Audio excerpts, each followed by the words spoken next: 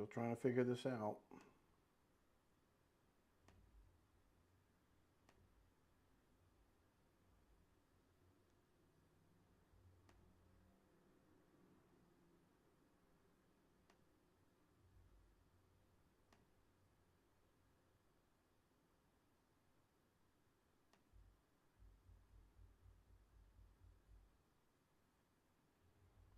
You guys see me? Let me know if you can see me. That stupid machine. Always trying to figure this thing out. Uh,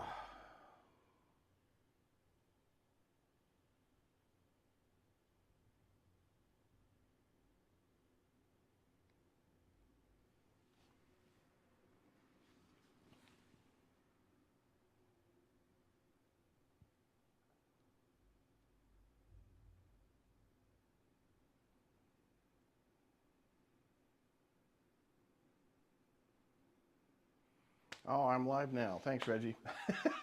I'm trying to figure this stupid thing out.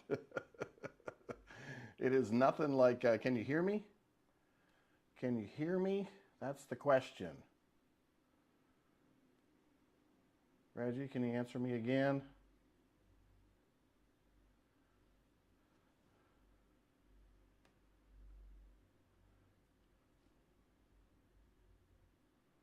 Diego, you answering my question? You say yes so you can hear me?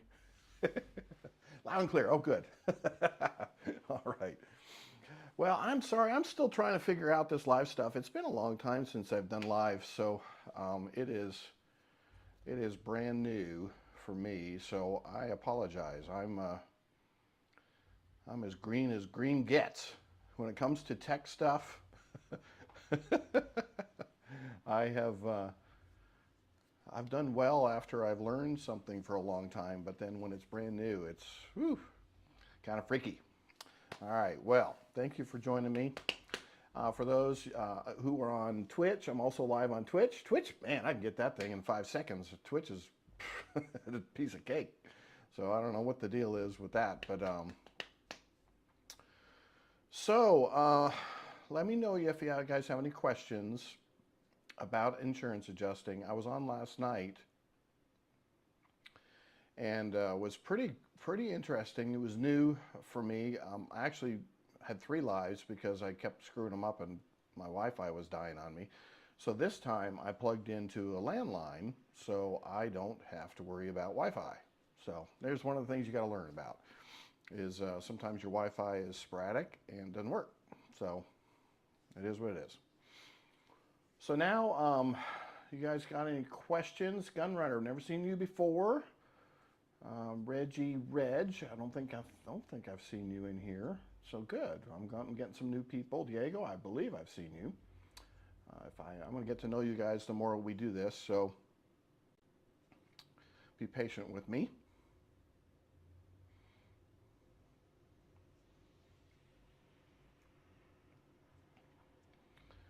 So are you guys new adjusters or are you old adjusters? Tell me a little bit about what you guys are doing as far as where you are as an adjuster. And if I turn my head, it's because I'm looking at different place. I was on live yesterday, but I didn't comment. Okay, well, today is the day. Man, it's pouring here. Absolutely downpouring. We got a serious storm. Cool. Means more work. Hey, when you guys think about it for a minute. Think about what happens when the storms come. That means there's potentially claims. So think about it. I get pretty excited about the rain when it comes because that brings me work. I know that we live in a pretty violent area when it comes to storms, and so it really picks up on when the rain picks up, the wind picks up. I mean, right now it's just blowing trees all over the place. Now, the thing I don't like is tree claims. Anybody else out there hate tree claims? Because I hate tree claims. It seems like they do more damage and they're such a pain. All right. Desk adjuster contemplating field IA versus staff. Good question. Total beginner gun runner. Okay, hey, that's good. Nothing wrong with being a beginner. I started back there when I was brand new. I didn't know a single thing either. New adjuster in Texas, home state, Lower Florida, Louisiana, South Carolina. Awesome. Very cool. All right, so for, I think it was Dion. Yeah, Dion. I would strongly say you have to evaluate whether you want to be a staff adjuster or not. That's a personal decision. Now, let me tell you what the differences are if you don't. If you don't know, a staff adjuster is going to be an employee of the insurance company, and you're hired by that insurance carrier. You can't float around. You can't make your own hours. You can't do. There's very little flexibility as a staff adjuster because you're basically an employee. The downside to that also is that you are limiting your income potential dramatically. Starting salary for most staff adjusters is probably in the 50s, 40s to 60s, something around that point, depending on your skill level. And raises are far and few between. I talked to several staff guys who said they'd been with the company almost 10 years and they were lucky to make 90,000. So 10 years, guys, putting 10 years into something and only making between 80 and 90,000, that's just not the kind of income you can survive on in the world after putting 10 years into a company. You want to be flourishing after 10 years. And so when I say make a decision whether you want to do the desk adjusting or not, that's because the desk adjusting really commits you to a very long-term, a staff position, not desk adjusting, but a staff position will have to commit you to a very long time of putting in your dues, paying, doing all the politic things, scratching people's backs, doing all the things that I think I hate doing. I can't stand all the politics of that kind of stuff. So I just hate it. So I will never be a staff adjuster. I could never do it. So the other option then is being an independent. Now the downside to an independent is that work is not consistent when you're first starting to learn. And so it's difficult when you're trying to support for a family and you're only getting sporadic work.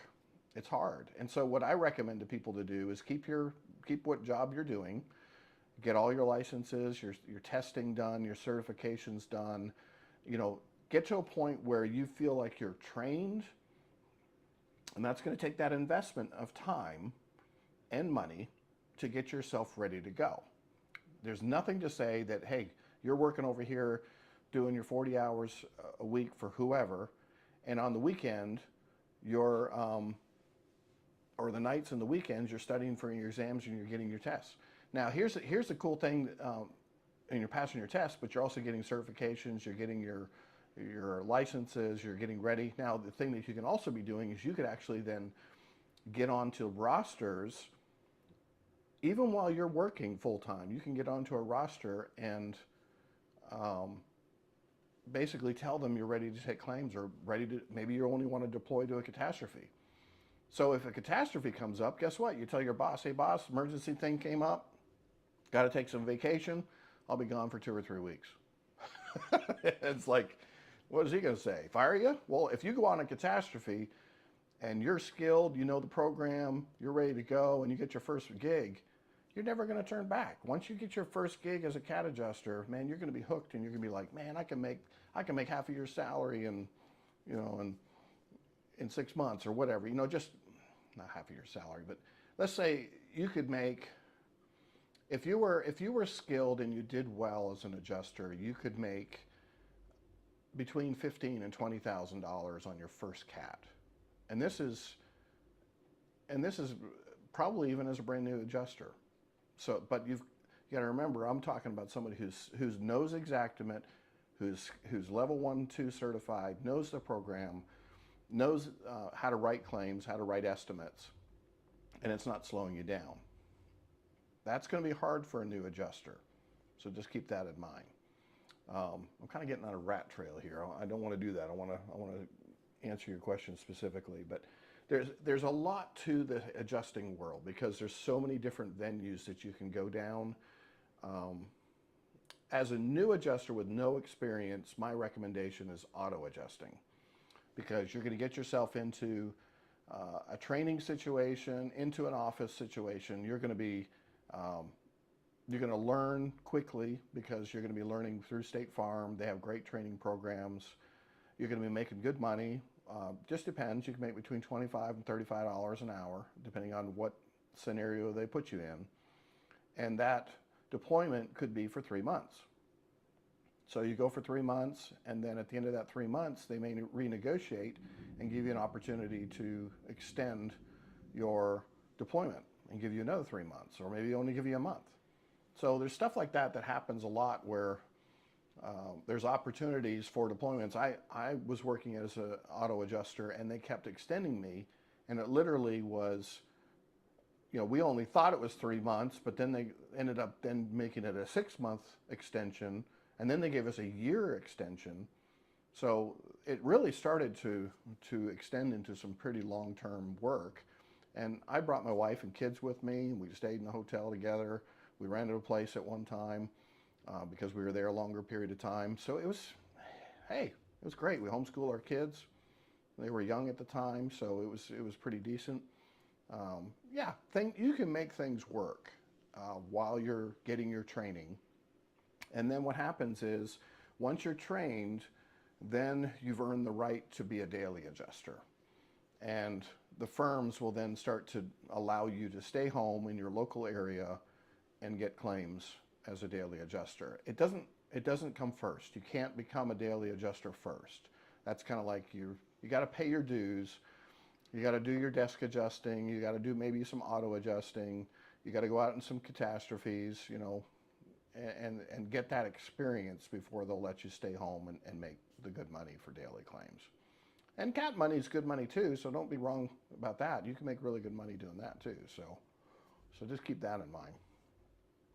So you're studying for your license right now, good. Keep that up. Don't stop at one license. Get one of the licenses that is reciprocal to many other licenses. So you got to get your home license, but I was talking to a guy earlier who said he lives in Ohio and they don't have a license there, which is true. And so what he did was he's going to get he was going to go for Texas, but I recommended that he get his Indiana license.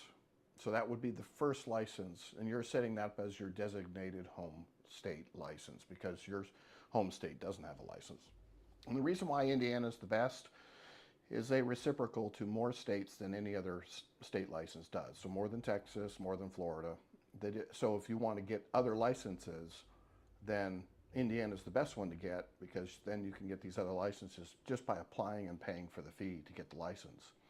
And so then you get all your coastal licenses, all the ones that you need for running cats, and then when they call you for a storm, you've got all your licenses. Yes, you put an investment to keep those licenses. They renew every couple of years. Some are every year. But, you just see that as an investment in your future. And whenever they call for a catastrophe, you got your licenses, you're all set, ready to go. Now you got to get your training and certifications and all that. But yeah, that's just second. But getting your license, you can't work any claims in any state unless you're licensed in that state. So see it as that's the priority. You got to get your licenses. With no home construction background, like I said, you're not going to be able to start as a field adjuster. More than likely, they won't put you in there unless you're related to somebody. Cousins doing this, uncles doing this, fathers doing this. That's the only way you're going to break into the field with no experience is knowing somebody. Otherwise, they're going to make you pay your dues by going into the desk or going on a catastrophe first. So Hollywood, Florida, going to write my exam this week. Great. Florida is a great place to be. There's so much work in Florida. So it's a great place to be. Good luck on that. And like I said, the tests are hard, but you got to study for them, guys. You can't just walk in there and think you're going to pass them.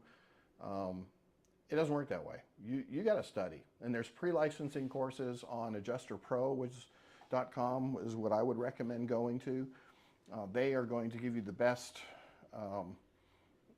pre-license. What they call it is basically prep for taking the exam, and it's for every state. Well, you guys hear that lightning and thunder? Man, that's killer. So I took Adjuster Pro, had a great, passed my Texas and flying colors. Just take a pre-licensing course. It really does help.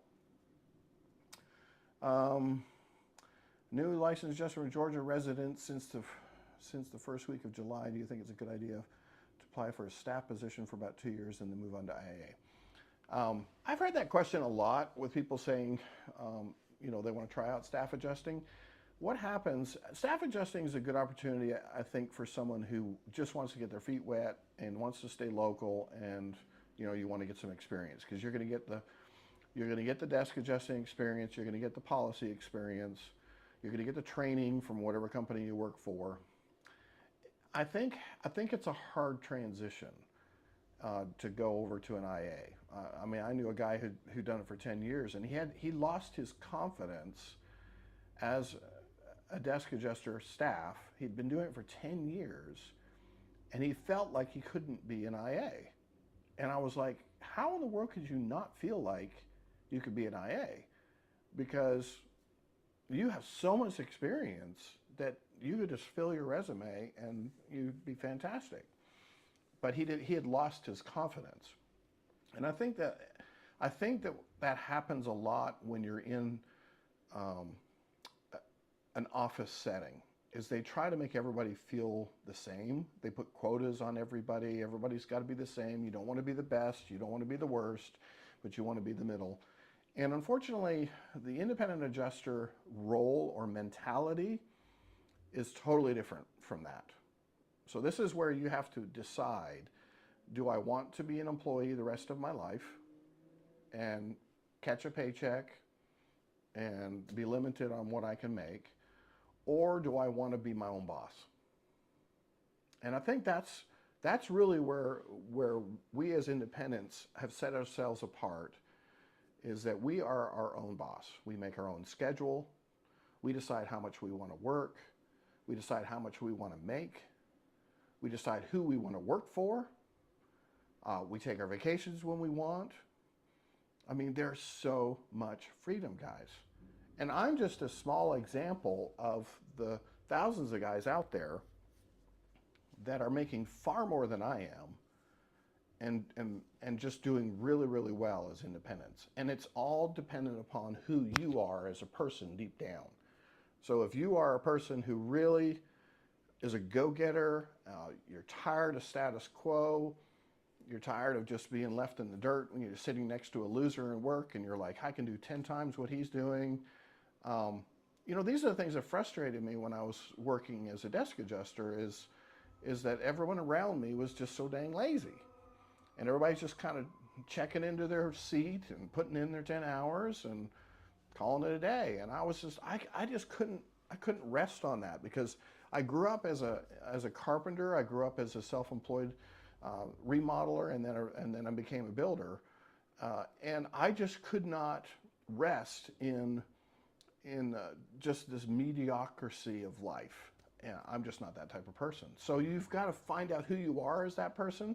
Are you a go-getter? Are you looking at the person next to you going, I can do a job 10 times better than them? Or are you just somebody who wants to check in and collect a paycheck? The adjusting world has those two types of people. The one who wants a paycheck is going to be a staff adjuster. The one who wants to make unlimited income and make their own life and be independent is the independent adjuster. CO DJ, thank you so much for the $5. All right, guys, that's a super thanks. I think at the bottom of your video, you'll see a little tab that says thanks. So if you guys are finding anything interesting or cool here, please give me a buck or two. I would love it. I think this is fun.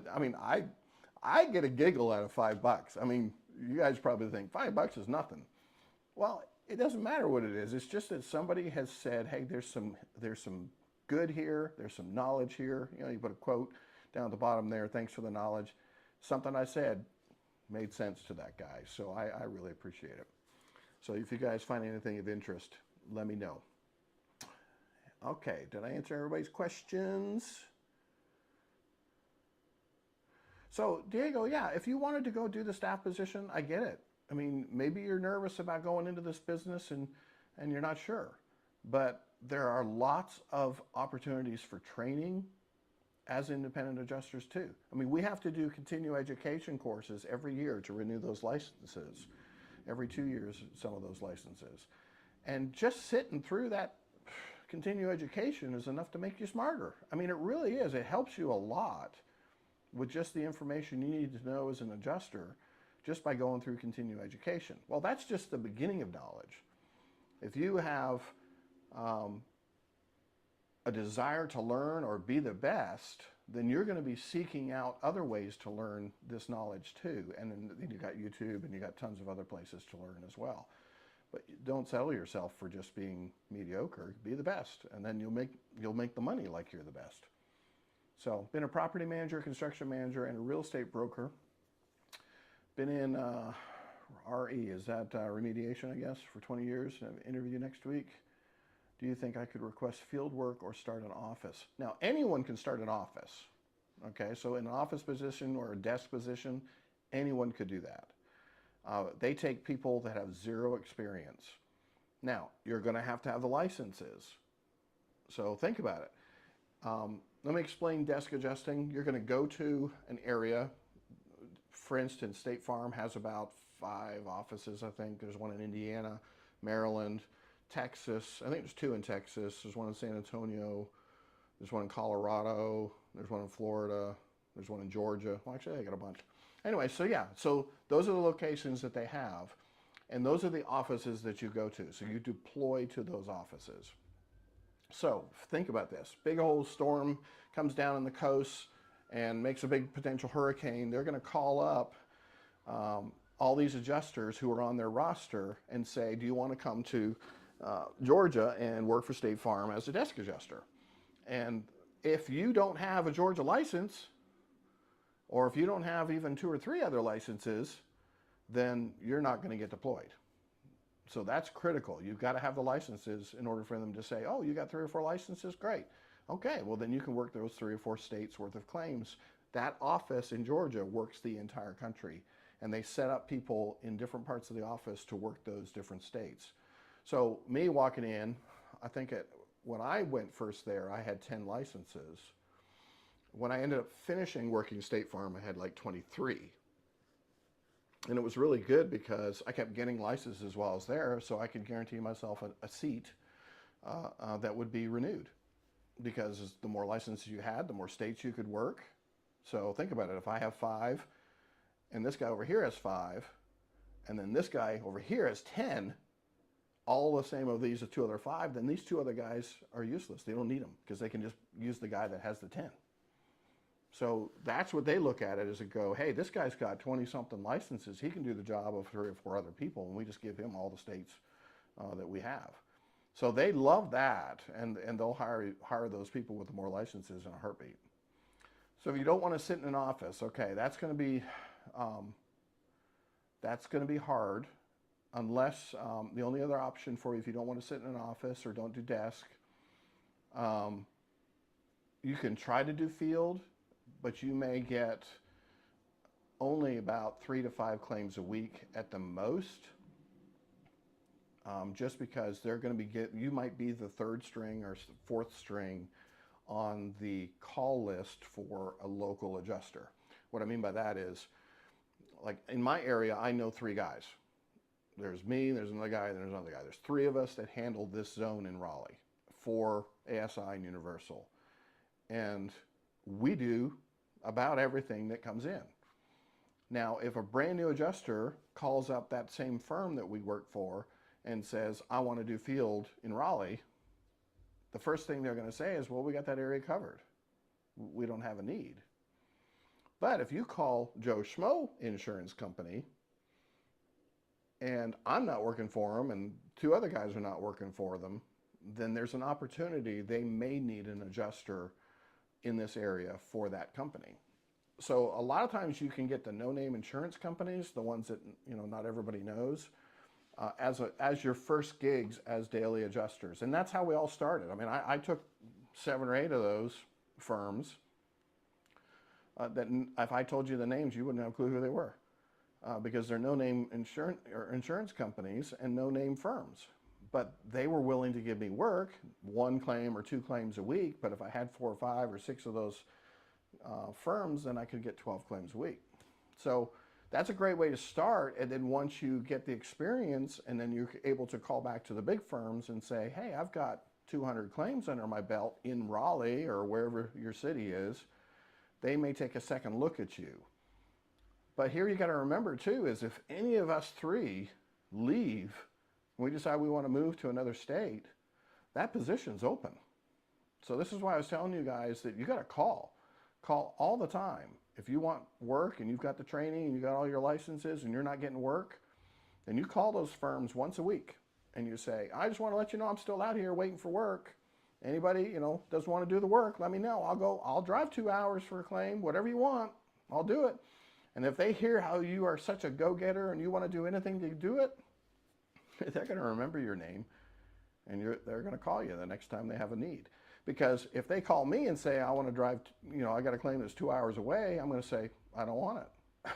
Because I don't drive 2 hours, not one way. So they're going to be looking for a guy, maybe a new guy, that's out there trying to get the opportunity, and they'll give that claim to him. And if you do a good job on it, they'll give you more. So that's kind of how the system works. But if you're sitting by the phone waiting for it to ring, it's not going to work. You got to pursue it. So again, it comes back to that independent nature of being a go-getter. You gotta pursue this job if you want that job. Hey, Fix Your Boat's back. Hey, he was here last night. Good job. Thank you so much for the money yesterday too. Appreciate it. Michigan has a 30-day backlog. Yeah, well, Michigan's only a $5 license, so what do you think? I mean, it's $5 to get a license. That's a dream. That's probably why. Great point. Okay, Diego. And yes, I have experience on claims, not as a claims adjuster, estimator construction, but I want to be the best and eventually work as an IA daily claims. Yeah, that's the goal, guys. Every person's goal as an independent adjuster is to be a daily adjuster. And then I have that option now with the firms that I work for. They call me as a CAT adjuster when they get in a bind. Some of them call me first. In fact, they've told me that. They said, you are my first call. I wanted to give you a chance to go. Do you want to go on this CAT? And that was the one at Minnesota just, I don't know, 6 months ago or whatever it was, a big hail claim. And they said, just calling you. I know you haven't gone on one in a while. Do you want to go to Minnesota? And I said, no, I don't want to go. And I'm just staying at home right now. I'm just trying to work things out at home right now. So, and I'm staying pretty busy. So the more I'm home, the more that they start giving me more daily claims. So they kind of set you up that way. And then as a storm approaches, it's really funny how that works, is that as we get into hurricane season and we start seeing some storms brewing out there that look like they're big or they're going to certain areas, I've seen my firms will pull me back a little bit on my claims. It's the funniest thing in the world. And the reason why they're doing that is that if they keep dishing me claims and I'm a week out on claims before I can clear my slate, then I'm not really free to go for another week if that storm was to come. So if they know that storm's about 3 days out, then they're going to try and ease me back on my claim volume to make it more tempting for me to be available to deploy if that's what I want. So they work all that. Yeah, Minnesota. I love Minnesota. Minnesota's a great place. I wouldn't want to live there in the winter, but you know how people go to Florida for winter? I like to go to Minnesota for summer. So forget the winters.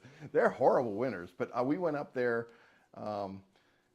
drove all across the top of Minnesota, followed the lake around to Lake Superior, and went up to Duluth across the north side there. Oh, like I'm near Canada and stuff. The most beautiful, beautiful lakes and places that you've ever seen. It's just, it's a gorgeous place. And there's so many lakes, and the people are so nice. We went to, I think it was in the 4th of July or something around that time that we were up there. And, we went to this small little town, and they were having fireworks, and people got up and gave us their chairs and said, you can't just stand there. Here's a chair. We got another chair in the truck, whatever. They got out, gave us their chairs and said, come watch the fireworks with us. You're from out of town? Okay, come on. Just the nicest people. So, yeah, totally crazy. Are there enough opportunities for adjusters independent in the state of Nevada? That's a good question.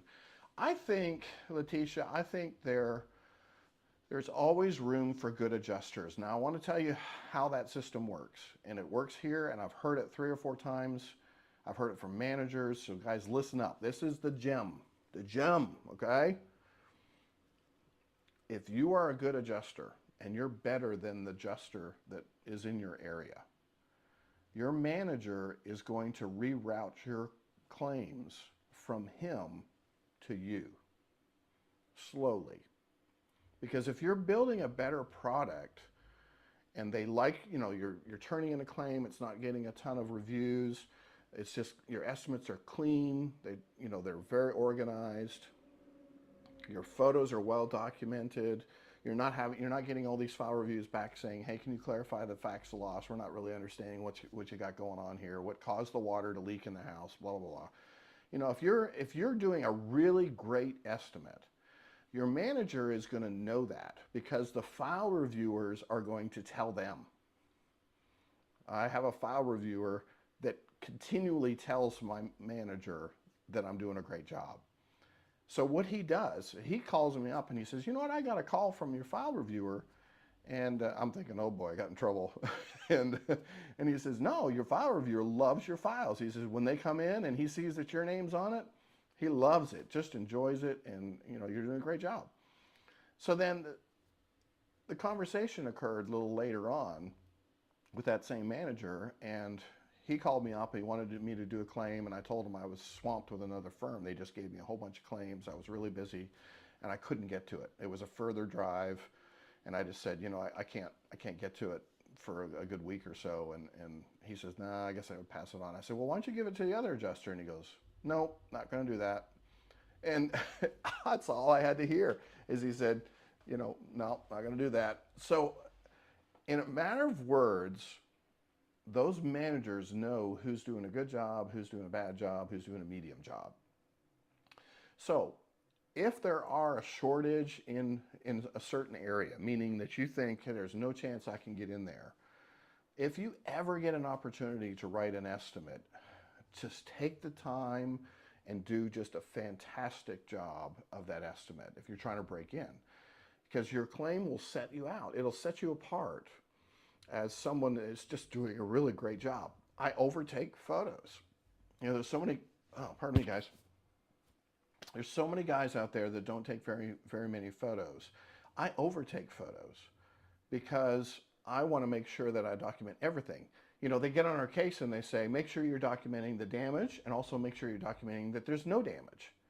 So I've got most of the guys that I watch or I look after their files, all they did was take pictures of the damage.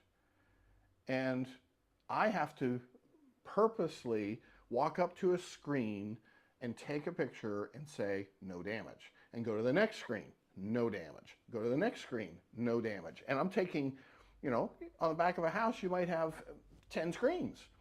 But I'm making sure that I'm documenting the non-damage as well as the damage in my estimate photos because it really helps the desk adjuster and the clarity of future claims.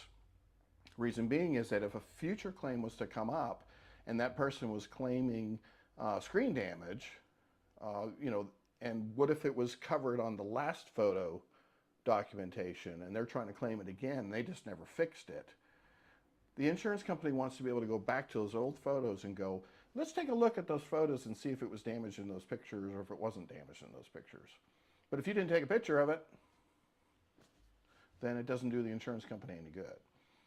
So you can set yourself apart in any area, no matter how many adjusters are in that area. Like I talked about Texas yesterday, and it was totally like saturated. There's so many adjusters. I think there's 800 just in Texas, I think is a number I heard years ago.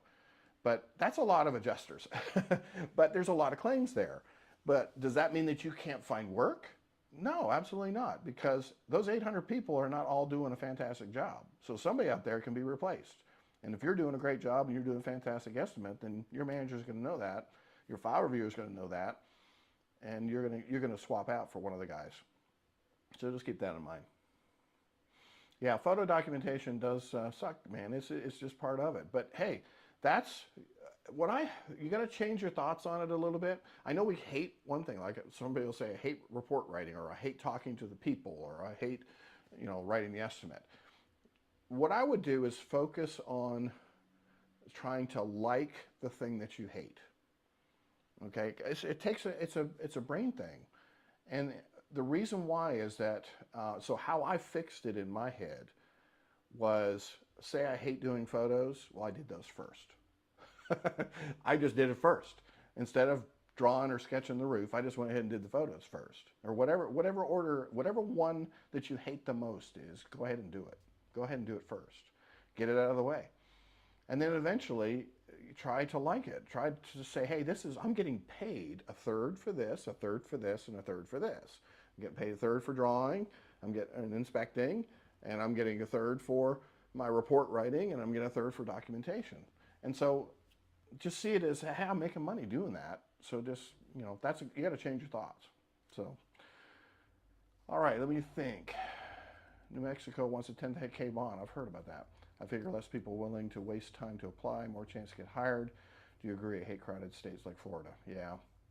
Yeah, I've heard that about New Mexico. Unfortunately, I'm not as knowledgeable about it. I chose to not get New Mexico as a license for that exact reason, as I did not want to put a 10K bond. Now, the bonds are cheap. I mean, it's not, you don't put 10,000 down. It's a couple hundred a year or 300 a year, something like that, I think it is. So but it's still, it's a waste of money. If you're not working New Mexico claims a ton of times, then it's a waste of money.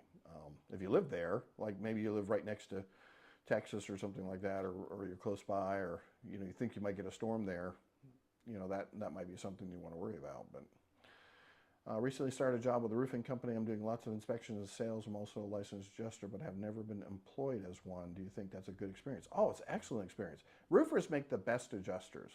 Transitioning from a roofer to an adjuster is the easiest concept, because you're already talking with the people. It's exactly what we do. You're already inspecting the roof and marking it up. You've seen damage over and over again, so you're experienced at that. And then all you got to learn is the report writing and the drawing. You guys don't draw roofs a lot of times, so you got to learn the Xactimate software and writing those estimates. But macros make it easy. So, I sell those macros that make it really easy. And so you can learn that way by writing estimates very quickly. Yeah, roofers, man. I would never be a roofer. I hear guys with sales guys that come to me and tell me how much they're making. And I go, but you're having to do 10 inspections a day. I'm like, I am not going to get on a roof at 2 or 3 o'clock in the afternoon in Texas to do an inspection. And that's what these guys are doing. They're on the roofs from 9 in the morning until like 2 or 3 or 4 or 5 o'clock in the afternoon. I'm like, forget that. No way. I ain't doing it. I'm off the roofs at 11 o'clock. I've got all my inspections done by 11. I'm home by, 11:30 or 12. And I'm doing, like today. Why am I on a live tonight? I did 4 claims today.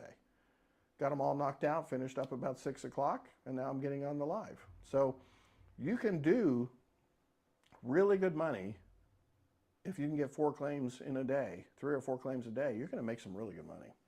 And all right, to get on a roster. Okay, let me read the sentence before. Recently started a job with a roofing company. Oh, okay. To get on a roster, is that? Okay, so everybody, if you want to be an adjuster, you want to be on rosters. And what I told people is to get on about 40 of them. You go to catadjuster.org. You'll have every list of every decent firm that's out there, from the best to the worst. They got a hit chart on there that shows how many hits are on each one. So you just start at the top one and work all the way down. You click their link. They'll have a get on our roster thing. Apply to get on every one of those. The paperwork is a nightmare. It's about 12 pages, 15 pages. It's a lot of detail. But hey, once you've done it, I did some, 7 years ago. I never had to renew it. They still keep calling me back and saying, do you want to stay on our roster? And I said, yeah. Whatever. I've never worked for them. Never worked one claim for those people, but I'm still on their roster. Hey, you never know. I don't want to get off that, because then I got to fill out the paperwork again. So, so I'll stay on it, and maybe one day I'll do a claim for them. But all right, can you highlight 10 and update 10 photos at a time? Yes. So you just you have to use your shift key or the control key. Control, I think it's the control or the shift. Yeah, shift. So you click the first photo and then hold the shift key down, click the last photo of the 10 that you wanted, and then you could write the description in the photo line. But here's the thing, I'm catching you on something, Diego, that I think you're probably asking, and that is, oh no, fix your boat. Is you do not want to put the same phrase in every photo, like front elevation, no damage observed. No, that's not the proper way to document a photo. Front elevation, no damage observed on the screens. And then you take a photo of the siding. Front elevation, no damage on the siding. And take a photo of the downspout. Front elevation, no damage on the downspout. So you have to document what they are looking at in each photo. So if I have damage on gutters, downspouts, siding, and window screens, and I take a photo and you can see all those items in that photo, then you better put in front elevation, damage to gutters, screens, downspouts, and siding. You got to put it all in, every single sentence. And then if there's no damage on something, you would have put a sentence at the end of it and say, no damage on the railings or whatever it is, you know, whatever happened to be there. So photo documentation is huge. And if you copy and paste and put the same one in each one, they'll ding you for sure, and that's a red flag. I have many file reviewers over the course of my history of my work that have told me, do not copy and paste descriptions of damage into one photo to the next. Make every photo unique.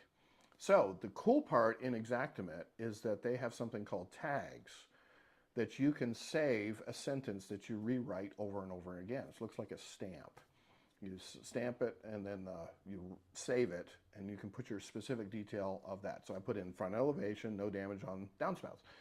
And I have another tag, front elevation, no damage on screens. So I can literally just go and pull down the screen or pull down this stamp thing and choose the one I'm put in, and it types it in.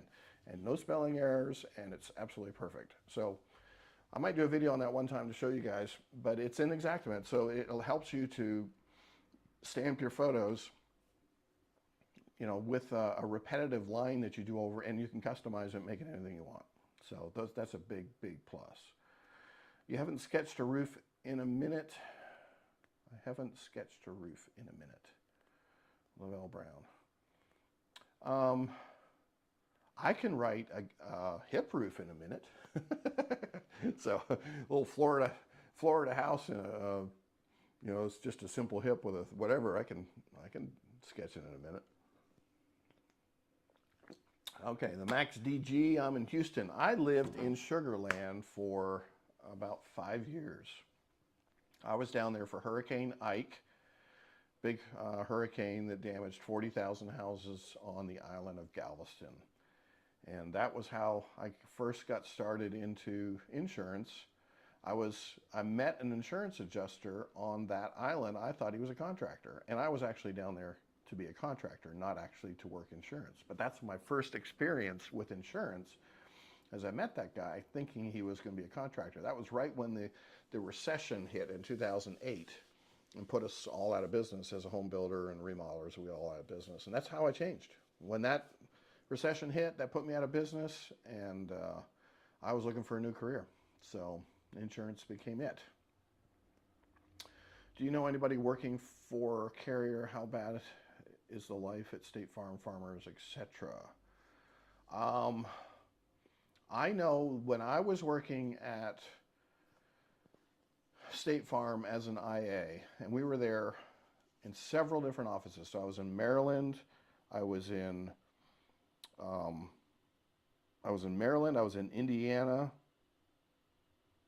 I think those are the two offices that I was in the longest. I was in Indiana the longest. I was there about 2.5 years in Indiana. The interesting thing is that the staff adjusters, so these are the employees of State Farm, were literally in the in the room next to us. Huge conference, like the room that we were in, it was so big. There was, I don't know, 350 of us in this one room. Big conference, cubicle conference room. And there's like 350 IAs of all the firms. So Crawford, Wardlaw, Pilot, Worley back then. I mean, everybody, we're all over the place. And then other rooms, you go to another room and they also were back there too. So there were huge rooms with lots and lots of IAs. Well, right next to us was a big room, and that was the staff adjusters for State Farm. And they were the most miserable people that I had ever met. When we were walking down the aisle and we'd see them walking, because we knew who all the IAs were. We saw them all the time. Every job we went to, we'd see IAs. So we knew who the IAs were because we also had a different color badge too. We had to wear a different badge color to prove that we were IAs and not employees. And so when the staff adjusters, we had this big walkway that would go around the building. It was huge. And so a lot of times just to get a break, you just go for a walk. We'd pass a lot of these State Farm people and we'd say hello, and they were so rude. They wouldn't even say hello to you. And I knew it wasn't just the people, like they just had an attitude, like they hated us because we were, I guess, taking their job. I don't know. I mean, I just don't know. I mean, they knew how much money we were making, so I think they just had a bad attitude, but they were not happy. So I think,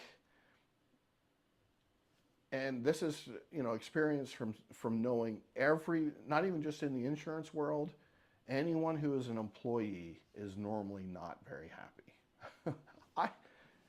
I have two sisters, and both of them are employees, and they hate their life. They just hate their job. They're overworked, underpaid, and no one appreciates them. So, and they're excellent workers. They're totally amazing workers. They're the best of the best in their line of work, but nobody appreciates them. So I think that's the problem with being a staff adjuster is you get caught up in the politics, the employee mentality, meaning that somebody next to you can practically do nothing and you get paid the same as them, and you're all within about 3% of each other as far as what you're making in pay. You all hate your job because you're just, you can't go anywhere. It's a dead-end job. You're not making any money. I think employees are just unhappy. And that's with anyone. I mean, you guys ever go to McDonald's and find somebody who's happy? It's like, there's never anybody happy who is an employee. But you go to a place that has, like you go into, I went into the smoothie bar the other day, and the lady behind the counter, she looks like she's in her 40s, and she's just smiling, and she's got the greatest grin. She greets me at the door, and when I came in the door, and she said, "Hi, how you been? First time here? I don't think I've ever seen you here." And I'm like, wow, that's some kind of employee. And it turns out she's the owner, and she's as happy as could be. And that's because she's the owner. She's making the money, and she's spending and investing her time in her business, trying to make it the best she can so she can make more money. And that's what brings happiness. Independence brings happiness. When, think about guys when, say you've been an employee, and everybody knows this, somebody's had a job, and maybe it's your mom gets sick or something, and you wish you could go home, and they say you can't go home because we need you, we need you to cover. Or a friend or something, or somebody's going out to a party and you wish you could go with them, but you can't because they say, you got a shift here, you can't go. So those are the types of things that frustrate us as employees, is because there's no freedom to do anything beyond what the boss tells us that we have to do. We can't make our own schedules. We can't choose the days that we want off. If they say we got to close, we got to stay an hour later to close longer, you don't get to say no. It's just, I mean, I hated every job. In fact, when I was growing up, I'll tell you guys a funny story. When I was growing up, I couldn't keep a job longer than 3 months. Every single job that I got, I was fed up after 3 months. I was like, this is stupid. This guy's telling me that I can't do this. I can't take a break when I want. I can't go to the bathroom when I want. I hate this job. So I knew probably deep down in my core that I never wanted to be an employee, but I just didn't understand it. And so And the same thing went. I became a carpenter, and I ended up going to work for a guy hourly, and this guy next to me making $25 an hour, and I'm making 17. And I'm like, I can do everything he can do. Why is he making 25? And he sits around and, he's a lazy bum, and I'm over here making 17. I'm doing all the work. And I knew that it was going to be another 3 or 4 years before I'd be making 25. And I was like, forget that. So I went out on my own and immediately became self-employed carpenter, because I was like, I can go do this stuff outside and make more money and make my own hours. And yeah, it was tough. It was a big decision. It was really hard when I first started. And that's the same way this is. This is going to be hard for anyone, for you guys, to break in and get started. But I look back, I'm in my 10th year, and if I would look back at the first 2 or 3 years, it was not hard. It was just, I had to adjust to it. I had, it's funny, I use the word adjust, but adjusters adjust. And we do this in a lot of different ways, meaning I have to work for the bad companies sometimes just to get in the door. I have to work for less money just to get in the door. So, and you want to have a good attitude when you're doing it. So while you're learning and you're trying to get that opportunity for the first time, you have to kind of bite your tongue and kind of put in the hard work. But here's the thing. I knew the future in this work was going to be very rewarding. I knew that I was not going to be making, $60,000 or $70,000 for a very long time, because I knew other adjusters who were in the same field as I was, who were the experienced after 10 or 12 years, making over $100,000 and over $200,000 a year.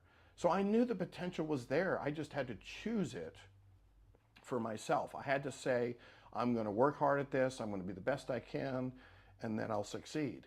And that's that. And here's the thing: the longer you get away from basically the employee mentality, and you start working more into the independent mentality, like I'm investing in me, I'm investing in my business, I'm investing in my career, I'm investing in my future, then the ownership of what you put into this job will now become interesting. It'll be, hey, this is worth it. I'm going to put these long hours in because I know this will work towards my future. So it's just a change of thought. I mean, think about it. If you're an employee, no matter how hard you work, you're probably not going to get the raise that you want. So you lose your desire to do a great job. And that's why all these employees are struggling to keep good people, and the employers are, because no one wants to work, because they don't get rewarded. And so even the good guys, like my sister, for instance, my sister is an outstanding worker, but she works with a bunch of losers. And her boss never praises her. He always just kind of lumps them all up in a ball, sends a group email and says, guys, we all got to get better. We all got to do a better job here. We got to work together. And she's like, I do that. I do that. I do that. I do that. And so stop sending me the email. Leave me off the loop, because I do that. But her boss doesn't want to separate her and make her privileged or make her feel good because it'll make the others feel bad. So it's that stupid employee mentality that's going to ruin the good employees.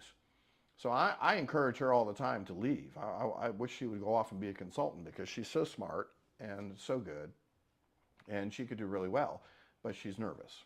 So again, when you're in an employee position for so long, it just really taints your confidence level of being able to go out on your own. But you just got to do it. Just got to get out there. Well, that was a big ramble. Let's see if I can go to another. I want to pay you a compliment. I've been subscribed to you for a while now. I think you are the best adjuster channel on YouTube. Wow. Thank you. Man, you're so kind. That's very sweet. Can you be my boss? No, I'm just kidding. Hey, I don't want a boss. And that's what's really nice. I'll tell you a little bit about my arrangement with my bosses. Is my managers, I had a manager, I've had the same manager for ASI for a couple years now. And before that, it was about 3 years I had the same one. And he called me up the other day, and he goes, "Hey, Daniel, how's it going?" And I said, "Great." And he goes, "I haven't talked to you in a while." And I said, "No, it's been a while, hasn't it? It's been a couple months." And he goes, "Yeah, well, I'm just calling up to say hello, make sure you're still okay." And I said, "What are you talking about?" And he goes, "Well, normally I call people when there's something wrong, like I have to address something that they're doing in their files, or we had a bad claim, or something like that." And he said, "But I just don't call you. And we don't have those bad claims, and we don't have those issues. So I just never talk to you. So I thought I'd give you a call and to see how you're doing." And it was flattering because that's the kind of boss I want. I don't want a boss that hovers over me and is calling me all the time and saying, "What are you doing?" And, you know, just babysit. Think about it. When you're at the employee's office and the guy walks the aisles and he's like staring at you and watching you, whatever. I said, I can't stand that kind of babysitting. To me, I was like, I'm a grown adult. Leave me alone. So, so it's really nice to have a manager that he understands if I do a great job, he's going to leave me alone. He's going to let me do my job as long as I'm doing my job, and I don't have to worry about him. So here again, I am hired by a firm. I actually do have a boss, but I never hear from him. I just do my job. I do it well, and I never hear from him. So it's me. I am the person that's in charge. I'm the one who gets to make the decisions. I make my own schedule. I decide if I want to work crazy. Like here's an example when I talk about crazy. So I scheduled the next week. I got busy and I started getting a fair bit of claims in on Friday and Saturday. And so I started booking just 3 claims per day for the next week. So I did Monday, Tuesday, Wednesday, Thursday. Well, I was starting to think, well, Thursday's getting a little bit far out. I don't want to push them out too far. I made a decision then for the next claim that came in to go ahead and load up Monday and Tuesday and Wednesday with 4 claims each. Well, then it was interesting is that Sunday I got more claims in. I decided to load my Monday up with 5 claims, my Tuesday up with 5 claims, and then leave my Wednesday, Thursday, Friday a little lighter. I made that choice to load up my Monday, Tuesday, and Wednesday's pretty heavy with 4, but I can make that decision. So if I feel like busting my tail and doing a ton of work, then I do it. And if I feel like, hey, Monday's just a grum day, I feel like I didn't have a weekend, then I might only schedule 2 claims or 1 claim on Monday and take the rest of the day off. So your schedule, hey, thanks, Reggie. I really appreciate it. My schedule is my choice. So I can make it as busy as I want. Now, here's where I don't get to choose. And that's where the claims come in at such a volume. We get them by email. So my email could blow up in one day, and I got 12 claims in one day. Check out that video, guys. 12 claims in one day. I've never had that. Never had to, well, unless I was on a catastrophe, and then I got 100 in one time. But that was nuts. 12 claims in daily claims is a ton of work, because that means I've got to do 5 one day, 5 the next day, and 2 the next day just to get them within 3 days. So that was a crazy amount of work. So I don't get to make my own schedule light during times like that. When they come in, I already know I've got to load up 5 a day. And I'm not going to do more than 5. 5 is a very busy day. So you make those decisions most of the time yourself. You get to make those decisions. But sometimes you're forced to make a decision and work really hard. And that's normally in your summer months.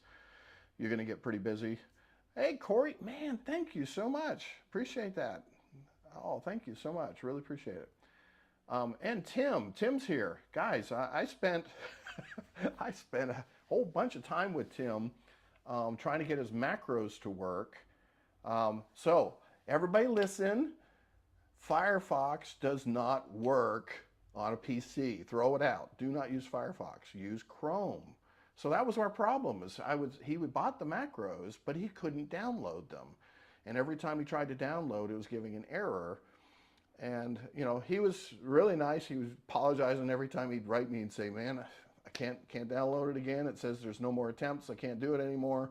There's something wrong." And so finally I got on the phone with him today, and we got chatting, and it was like, he says, "I put it in Firefox," and I was like, "Well, there's the problem." Firefox, I get it. There are some programs out there that everybody likes to use. I think Firefox is a little more safer. Everybody says, you know, they don't track you and all this other stuff. So I think that's why people are using it. But generally speaking, exact analysis and Exactimate communicate better through Chrome. So if you guys haven't upgraded to Chrome, please use Chrome. Save yourself a bunch of headaches. That's the only way to go. So thank you for joining me, Tim. I appreciate it. Daniel Sullivan, just heard about me today. Someone thought I was you. Hey, isn't that funny? I had to look it up. Yeah, it's funny. I'll tell you a funny story, guys. I have been doing some videos with Fiesel Roofing here, and it just happened. A couple guys were coming there, and you get to know the roofers, so it's really kind of fun. Is you get to know. Oh, cool! I didn't know we were in the same area. Awesome. So yeah, a couple of guys, we start seeing all the roofers over and over again, and so we start to build a friendship, and a good friendship, because I don't want to treat the guys bad and then expect them to treat me nicely. So, there's some people that have attitudes as adjusters, and you just don't want to do that. You just want to be kind to everybody. So we started forming a friendship. It was really cool to some of the guys. And so one day I was doing a video, and I said, hey, do you want to be in the video? And one of the guys was like, yeah, that'd be cool, and so we did one video, and it was a drone video, and I thought it was a great video, but it didn't really do well. But I flew a drone over while we were inspecting the roof, and it was really cool. I spent a lot of time on that one, and it just didn't hit. So hey, you just never know sometimes. Well, anyways, so he was really excited, and he told me all how he was really thrilled, and he said their office started watching my videos as training help, because they were like, hey, this is good information. This will help us out a lot. Well, then I got on another roof maybe a couple months later, and this guy says, yeah, I've been watching your videos. Same Fiesel company, okay? So he comes out there and he goes, I've been watching your videos in training, man. You're so awesome, blah, blah, blah. I can't believe that I get to stand beside Daniel the adjuster. And I was like, come on, I'm not famous. And so he's just, I mean, he was like a rock star. He was like, can I get your autograph? I'm just kidding, but it was kind of like that, the whole attitude. And I said, well, hey. And he goes, yeah, I've been watching this other guy's video, but I think we could do a better video. And I said, well, do you want to be in a video? We'll make a video together. So that's what we did when we did the GOAT. So you guys look it up, the GOAT climbing tool. He's the other guy that works for Fiesel that we did a video in, while he was climbing the roof and showing how to use the climbing tool. And it's just fun. So I have a lot of fun when I meet people when we're on these jobs, because they just... you see them all the time, and they'll recognize us because there's really not that many adjusters in the area. So they'll actually recognize us more than we'll recognize them. Because like if I get Fiesel, it may not be the same roofer. It could be a bunch of other guys. So yeah. So what's going on, Corey?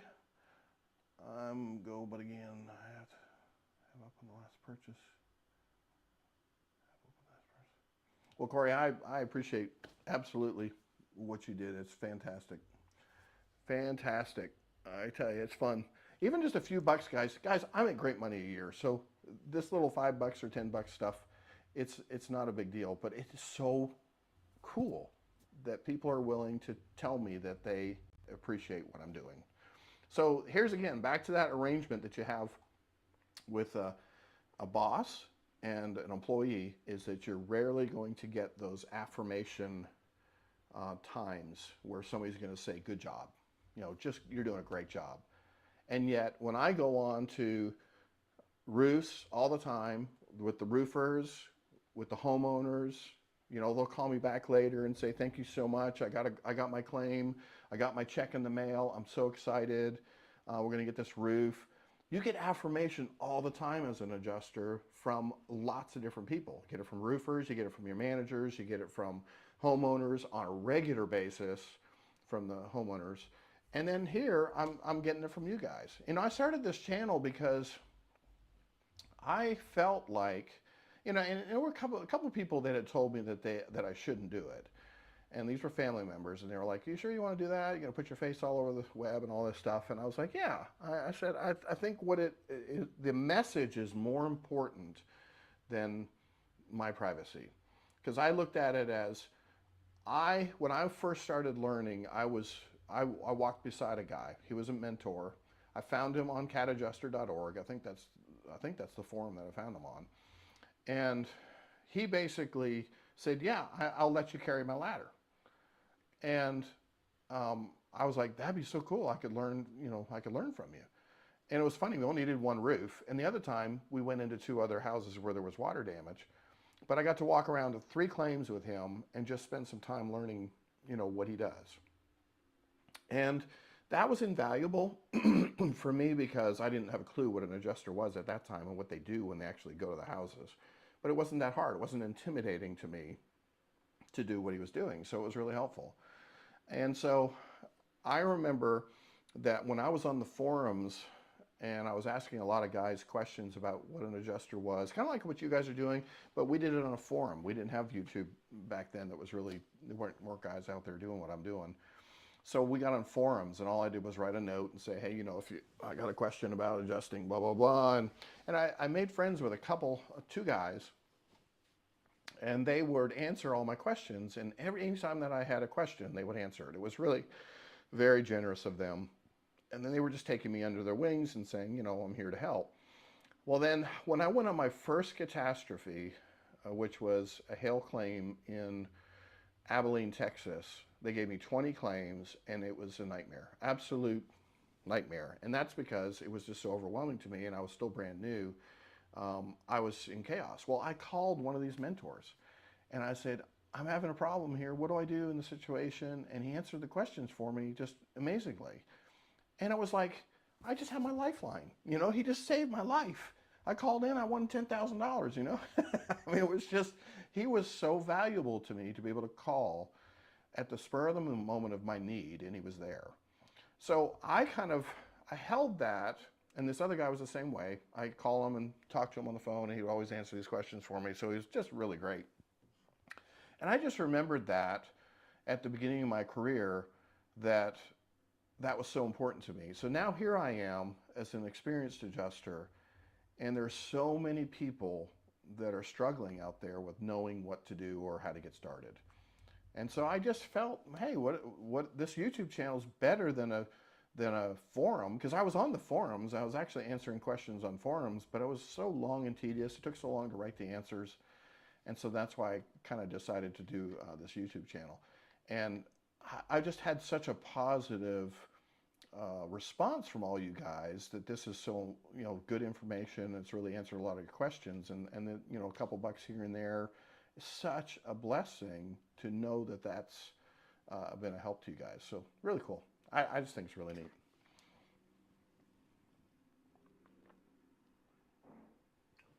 It's funny, yesterday I think I talked for 3.5 hours. Didn't realize I was on live for so long. I'm a cool adjuster, Lewis. Wow, thank you. I bet you never thought a 55-year-old could be cool, but okay, I'm cool.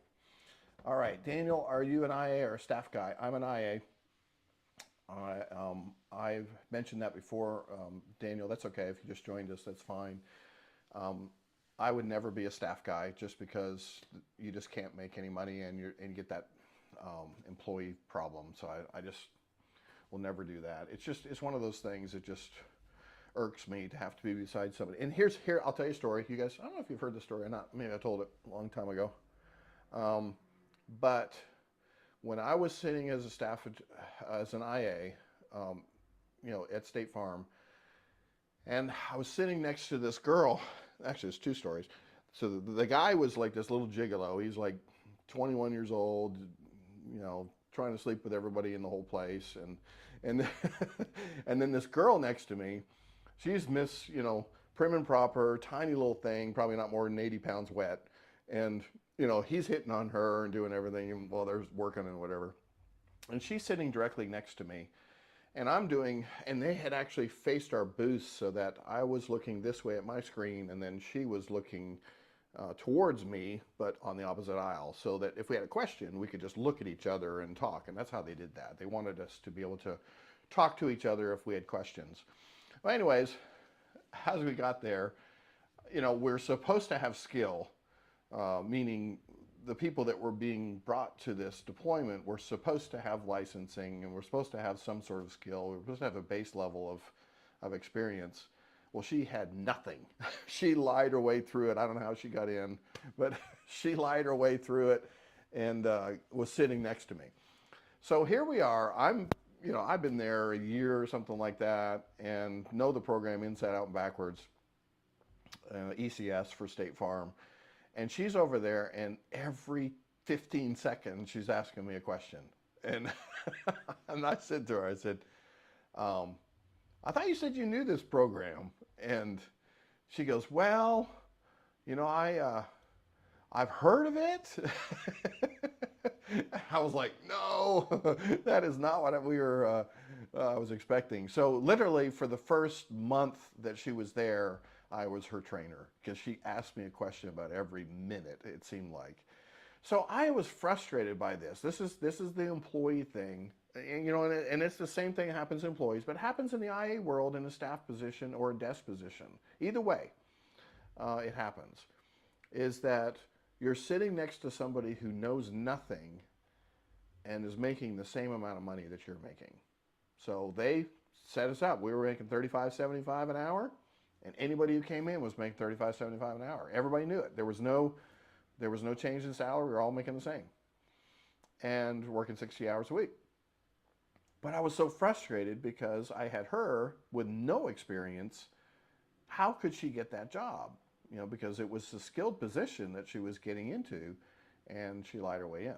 So that's that frustrating thing about staff work or employee work or desk work that you're going to have to put up with in this field, is that people are going to lie their way in, and they're going to be making the same amount of money. So that's what frustrated me, because I was like, dude, I know this program inside and backwards, and you're making the same amount of money as I am. That's just not right.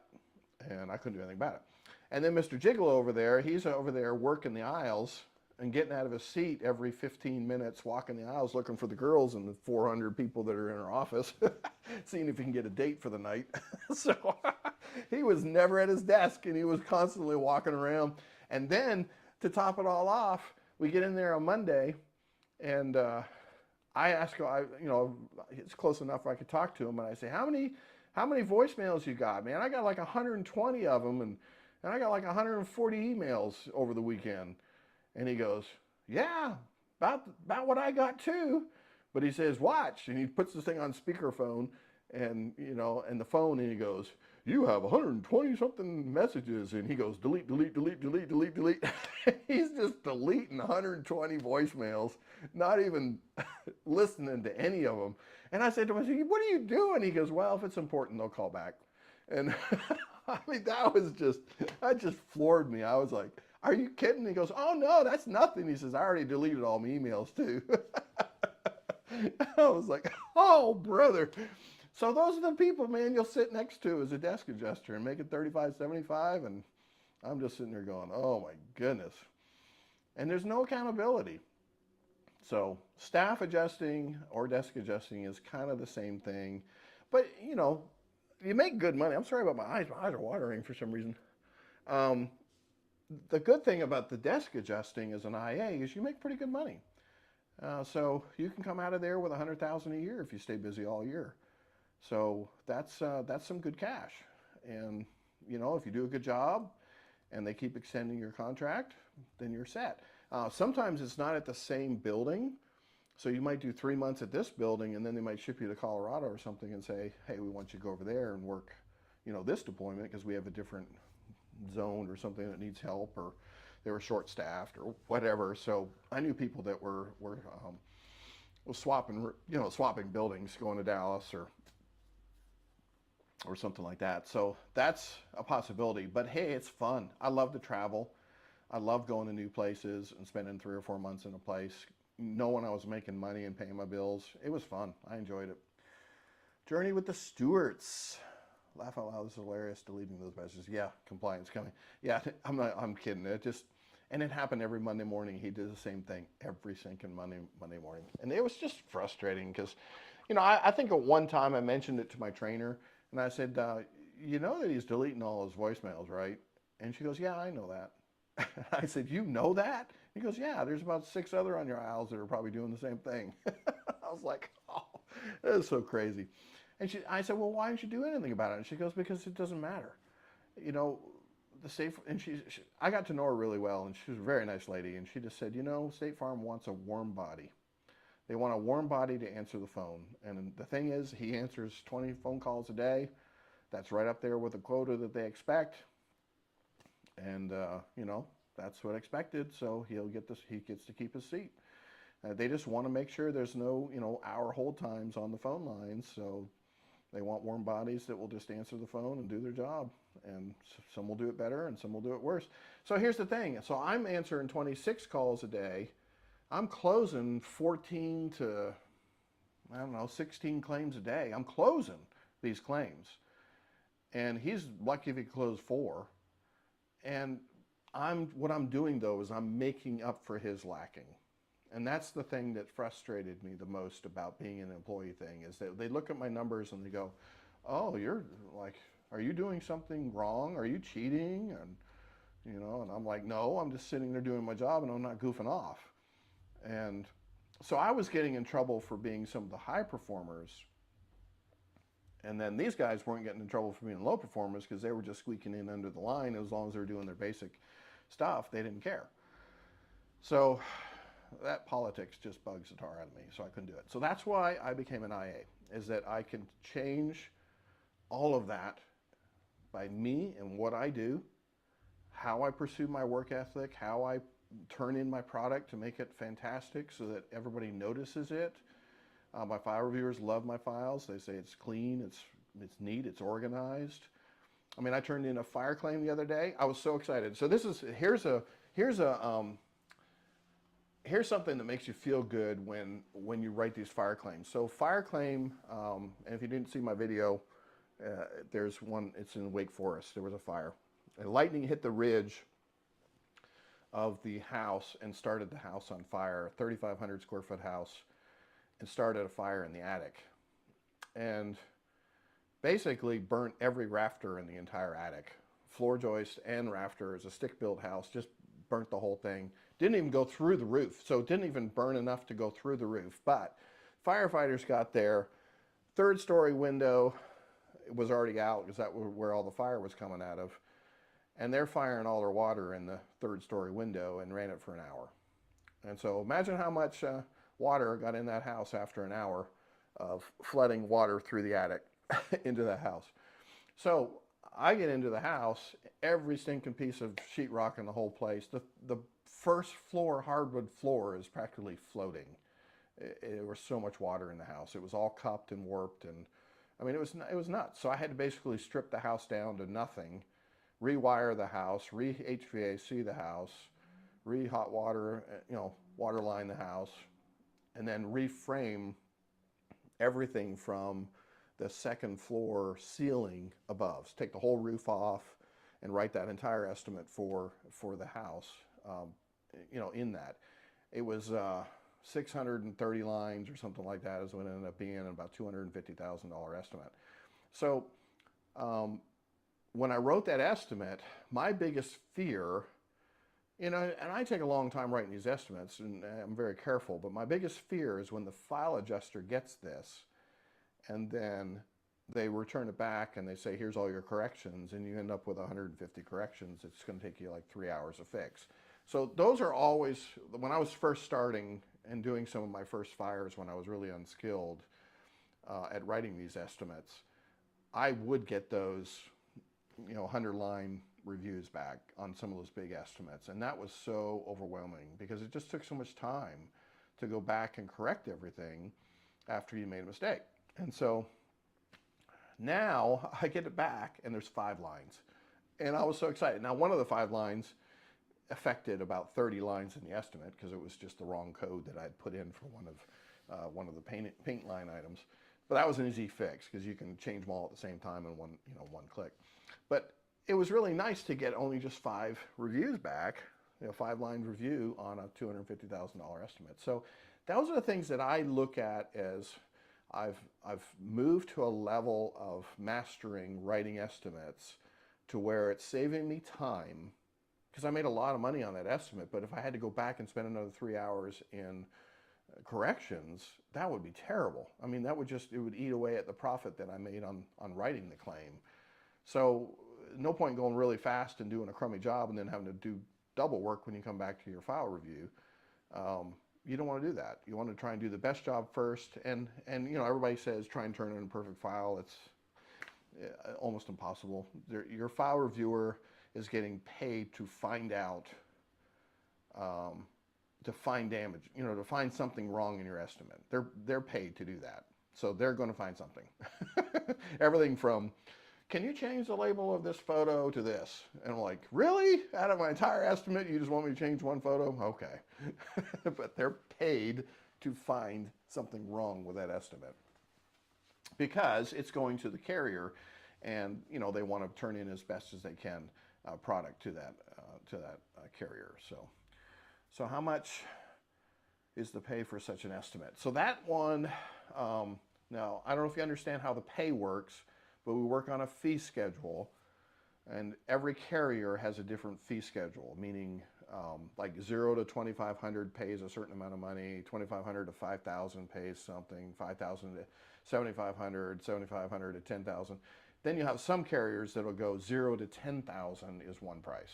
So it really depends on the fee schedule. That's why when I am choosing carriers, like after I've been working for somebody for a long time, I start to look at the fee schedule and say, is this the best fee schedule that I could be working for as a carrier? And if not, is there a better one? Then I will actually start pushing or preferring the claims on that person over there. I'll call up that manager and say, hey, can you send me more claims? I'm not getting very many from that insurance company. And that's because they pay more. So I'm going to be going or gravitating towards the ones that pay more because it's better use of my time.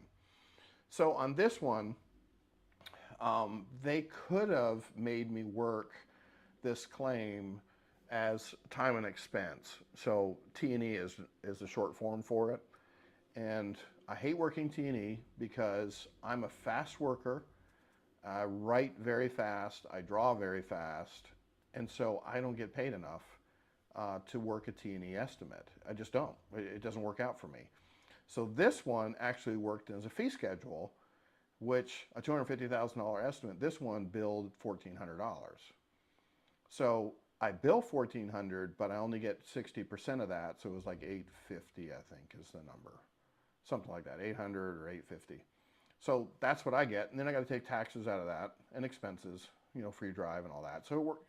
So I figured it out. It's like I made $550 basically by the time I take my taxes out, my gas, yeah, pretty much that. I think of it always is, when you work as an employee, you get that money because they've already taken the taxes out, they've taken all your health care, all that other stuff out, and you get that money. So that's your money. In the adjusting world, when you get the check, that's with nothing deducted. That's not the percentage of taxes that you're going to pay based on your income and based on dependents and all that other stuff. It's not your expenses for driving to that claim, or if you went out to lunch that day, or whatever. So all those things have to add in. If you bought boots that year, then you got to divide that by the amount of claims that you're on.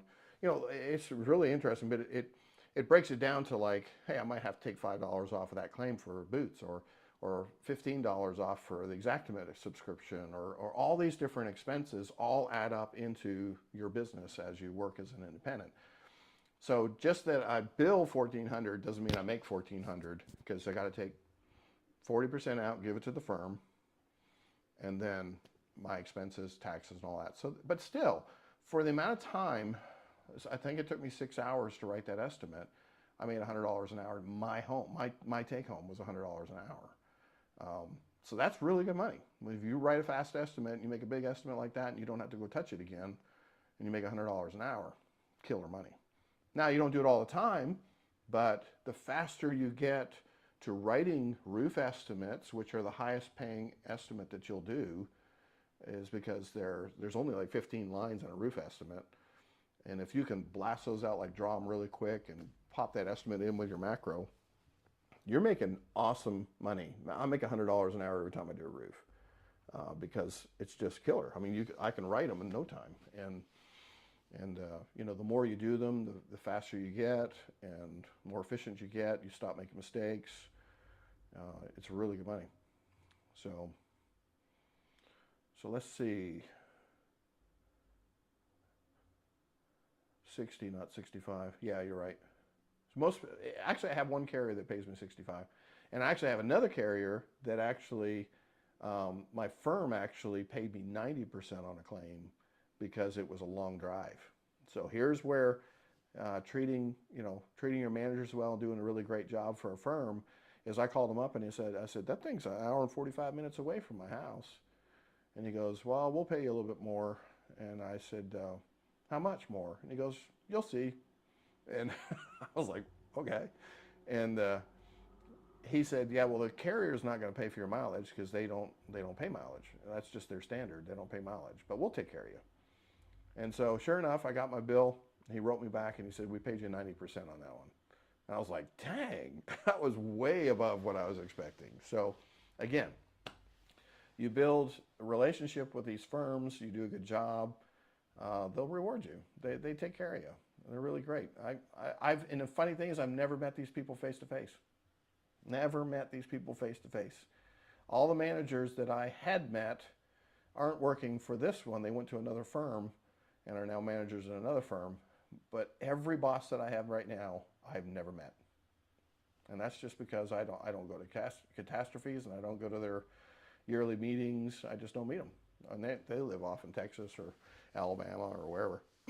So that's the funny part about it is you never meet your managers. So, and we don't do voice calls or Skypes or any of that stuff. We don't do any of that stuff either. All right. Any other questions? Daniel, okay, I think we're of the same firm. It's cool. Put a face with a name. Awesome. Yeah, I can't believe you didn't find my channel. It's like every roofer knows me. Daniel the Adjuster, Daniel the Adjuster. I was like, whatever. So it's fun when your roofers like working with you because then it makes it fun, you know, when you meet them. And, and I don't talk about the roof with them. I just talk about how their life's going, like, hey, how's the family? I saw you brought the girlfriend last time. How's she doing? Whatever. And you hooked up, got married yet? Whatever. I have these conversations with them because you're building a rapport with them so that because you're going to see them again. You're going to see them a lot. And in the summer, I can see the same guy, I don't know, 2 or 3 times a week. So it really just depends. If he's working a neighborhood and that carrier is the same carrier that I've worked, and like what I mean by that is I work universal claims, and Ryan Home Builders sells Universal's insurance as part of the house sale. They suggest that as the home insurance. So we had a hail claim here in Apex, North Carolina, a couple years back, and the entire subdivision was Ryan Homes, and so every claim was universal claim, and I was working that carrier. And so literally I was in that subdivision every day doing 3 claims a day. And so I got to see the same roofers because they were working the whole subdivision. So we saw the same roofers like every day, couple claims every day. So you just build a relationship with these guys. So it's really cool. All right, what do I have in my car? Tape laser. Okay, so I have a video Fix Your Boat for, you want to look on tools, adjuster tools. So do a search in my YouTube channel for adjuster tools, and I pretty much go over every tool I think that I have in my lineup there. But yeah, pretty much I just wear a tool belt, kind of like what I did when I was in construction, and it's got pockets all over the place, and you put your stuff in there. Moisture meter I carry on me, tape measure, I have a laser measure, I have a 100-foot tape measure, shingle gauge, chalk, and then you've got your bungee cord that I've got attached to it as well. I have my infrared scanner that fits to my iPhone. I don't know if you guys know about that. I did a video about that one time. I think I did, maybe not. Maybe I need to do a video on that. That's really cool. But that's by FLIR, F-L-I-R. And in North Carolina, there's a requirement that just came out, a law that came out, that if there's water damage in the walls, that we are supposed to take an infrared picture of that wall to, especially if there was not a remediation company involved, to verify how much damage where that water has gone. And the reason why infrared works is that it shows up like green or blue or red as different colors based on the temperature. So if you're in, so in the wintertime it would show up differently than it would in the summertime, but depending on heat exchange. But it's really a great tool because I can take a picture on my phone with it. So the FLIR actually plugs into the power port on the bottom of my iPhone, and then the app allows me to use the camera and take a photo. And anywhere I look, I can see the color changes of the heat and allows me to see how far the water went. So it's real important because, like, for instance, I don't know if you guys know this, like I went to one today, a refrigerator was leaking water over the hardwood floor. And I could see that the floor was buckled, you know, in a pathway, but there was no way for me to know how far that wetness was actually going under the 3/4 hardwood floors. So I pulled out my infrared and did that, and it was amazing because it actually was about 3 feet past where the rippling was occurring. 3 feet more on both sides of where the ripple was is where the water had actually got to on the wood. So the reason why that's super important for me is that if I'm walking into a house and I've got to replace the damaged flooring, and I look at the flooring and I go, oh, there's only like 8 square feet of damage because I'm only looking at the ripple. You know, it was 4 feet long and 2 feet wide or something like that. And so I put into my estimate that I'm only writing 8 feet of hardwood floors that I'm taking out. Well, I just shortchanged the guy on that estimate because it really was 6 feet wide by 4 feet. So that's 24 feet. So I'm shortchanging the amount of damaged material that I'm actually taking out. And so my estimate would be wrong. My estimate would be short. Now, I'll give you the benefit of the doubt. On the flip side, when that flooring guy comes in and he takes out the wood and he starts to see wet, wet, wet, wet, and he keeps on taking it out until he gets it dry, he's going to take a photo of how much he took out, hold tape measure up and do the square, you know, do the square footage of how much he's taken out. And he's going to send that in as a supplement. Because once he sees my estimate and he sees I only put 8 down where there's 24, then he's going to be able to get paid for that extra that he took out. So yes, there are some checks in that will help you know, to get things right. But I don't want to look like I'm trying to rip people off. So if I shortchange them, then I look like I'm trying to write too small of an estimate for the repair, and I don't want to do that. Yeah, so hardwood floor, 3/4 inch, tongue and groove. Pretty much of anything. It could be 5/8 even. As long as it's not pre-finished, then any hardwood floor, red oak, white oak, mahogany, any of those can be patched because we refinish all the floors after we've done the patch. So I'll tell you a story because when I was remodeling houses, I bought these 1960s ranches and then gutted them and put new everything in them, and a lot of times added second stories to the houses to make them into real nice houses. But anyways, a lot of these houses had hardwood floors under the carpet. So when you buy the house, they got carpet there, and you pull the carpet up and there's hardwood floor under there. Well, that was an awesome find. It was kind of like a gold mine because it's really expensive to put down. But it was really cool because I knew I could refinish that floor and it would look absolutely amazing. So I loved finding hardwood floors. Well, some of the places that I went to, they stopped it at the kitchen and they put, you know, linoleum or something else cheap in there. For some reason, they would only do it in the living room, the hardwood floor, and then everywhere else they would do something else. Or actually in this scenario, I think the one I was thinking about, they had it in the kitchen and they had it in the living room, but they didn't have it in the dining room.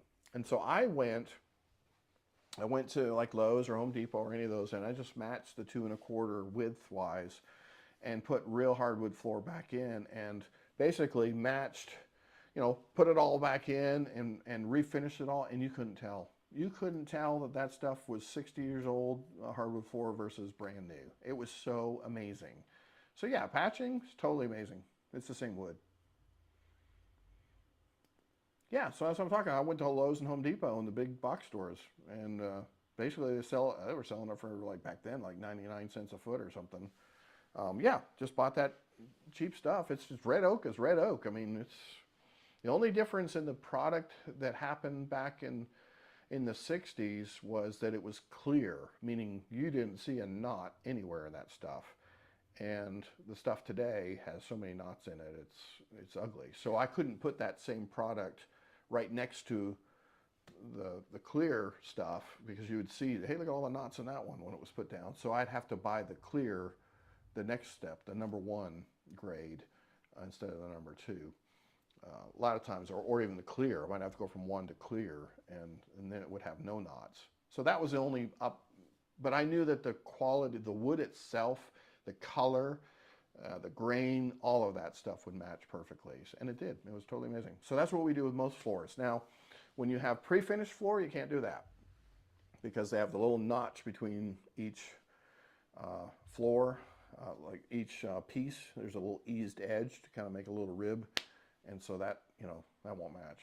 Now, some people say, yeah, you can go ahead and sand it down. Well, that's not giving the person back the same product that they had. So we end up having to pull that completely out and give them all a brand new floor, which is, it's a gray area. I wouldn't do it that way. But I mean, if I was the insurance company, I wouldn't do that way. I'd put it in there and say, hey, we could easily sand that down. No, you're not going to have that little groove, but most people hate the groove anyway. So, and it would look better if they just shaved it all down, made it smooth. But that's not the product that was in there. The product that was in there was a pre-finish, so we got to put back pre-finished. So just the way you have to write it. Any other questions?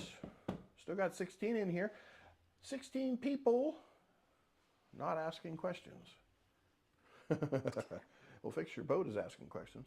You know what's funny is, what is your name, Fix Your Boat? Why don't you tell me your name? I don't want to fix my boat. I want to know what your name is so that when you come in here tomorrow, or whatever day I come back, then I know who you are. Ashna. No, Boashna. Boashna? Okay, cool. I don't know if I'll remember that, but I'll try my best. Boashna. Very cool. All right. So, any other questions?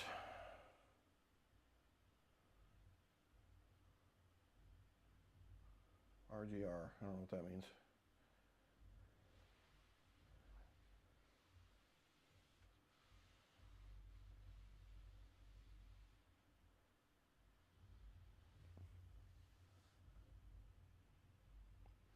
Okay, for getting desk auto deployments. Good question, Reggie. So auto adjusting is the one where I ended up having 23 licenses. And so that's the one where you're working every state, and I ended up working total loss and general liability for both like for State Farm, those two sides. So the more licenses you have, the more sellable you are. But I wouldn't get them before you go. What I would do is get the big states. So get your Florida, your Texas, your Indiana, your coastal states, that are going to get flooding. New York's impossible. I wouldn't even spend your time or waste your time on New York. But everybody says you get New York and you can be deployed tomorrow. So, which is true, but nobody wants to work in New York. So who wants to be there anyway? So, yeah, I know it was just kind of the going joke back there. They were pushing us all to get New York, but it's because nobody wanted to work New York because the people are horrible and they yell at you on the phone, and same with Jersey and all that other stuff. So it was just, you work the nice states, Alabama and Oklahoma. And anyway, so the more states you get, obviously, the more desirable you'll be for deployment. But I think what you have to understand is that when a catastrophe happens and they need adjusters, if you had 3 licenses, they know you can apply for more. And what I was trying to say is if you've got the Texas, Florida, and the Indiana, then they know you can reciprocal to any license and get those within a couple weeks. So it's not like taking a test that might take you a month to get. That's not the way it is. Like if you've got those 3 big ones, then you know you can reciprocal and get a new license in a couple weeks just by applying. So State Farm knows that. So if you have that on your resume and you send that to the firm, and you just say, I'm willing to go, and you just call them and bug the tar out of them and say, hey, I want to go on an appointment. I'm looking to go auto, and you got to get that State Farm auto certification. So you want to take that course, and you want to take the State Farm property course. So when you have both those under your belt and 3 licenses from big states, you can start bugging everybody for work. Crawford and Pilot and any of those guys, and just get on their rosters and say, hey, I'm ready to go. Give me the first appointment and I'll go. Because the opportunity is definitely there. How long did it take me to be good? I would say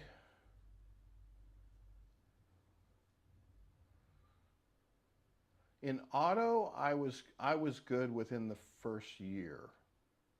I picked up really fast in auto and ECS.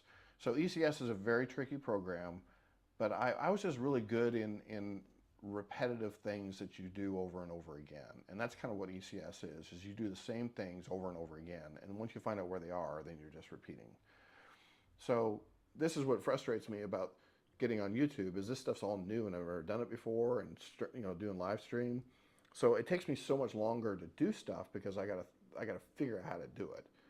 When you get familiar with a program, kind of like Xactimate, and like right now I've wrote between about 5,000 to 6,000 claims is what I figured out my math. I've wrote in Xactimate.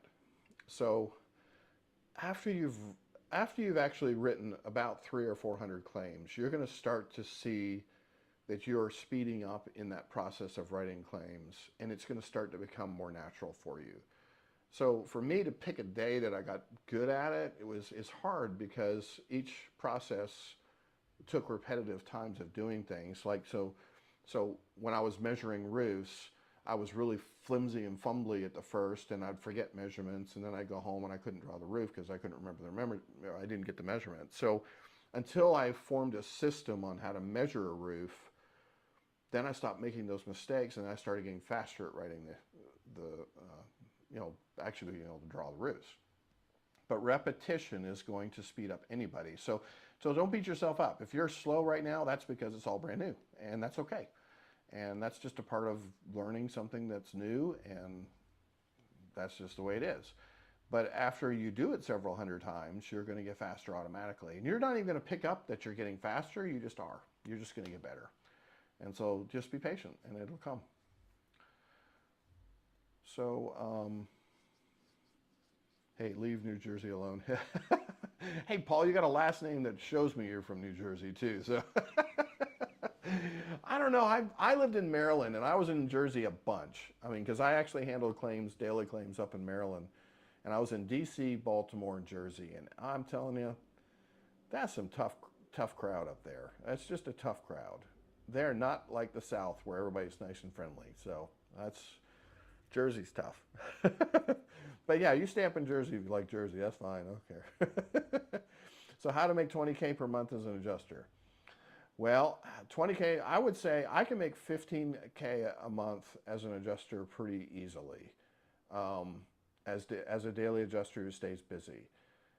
At $20K would be hard because what I would have to do is I would have to go to a couple more firms and start asking them to send me claims. And that's going to put me at a level of busyness that I don't want for my life. My life is pretty busy in the busy times and slow in the winter.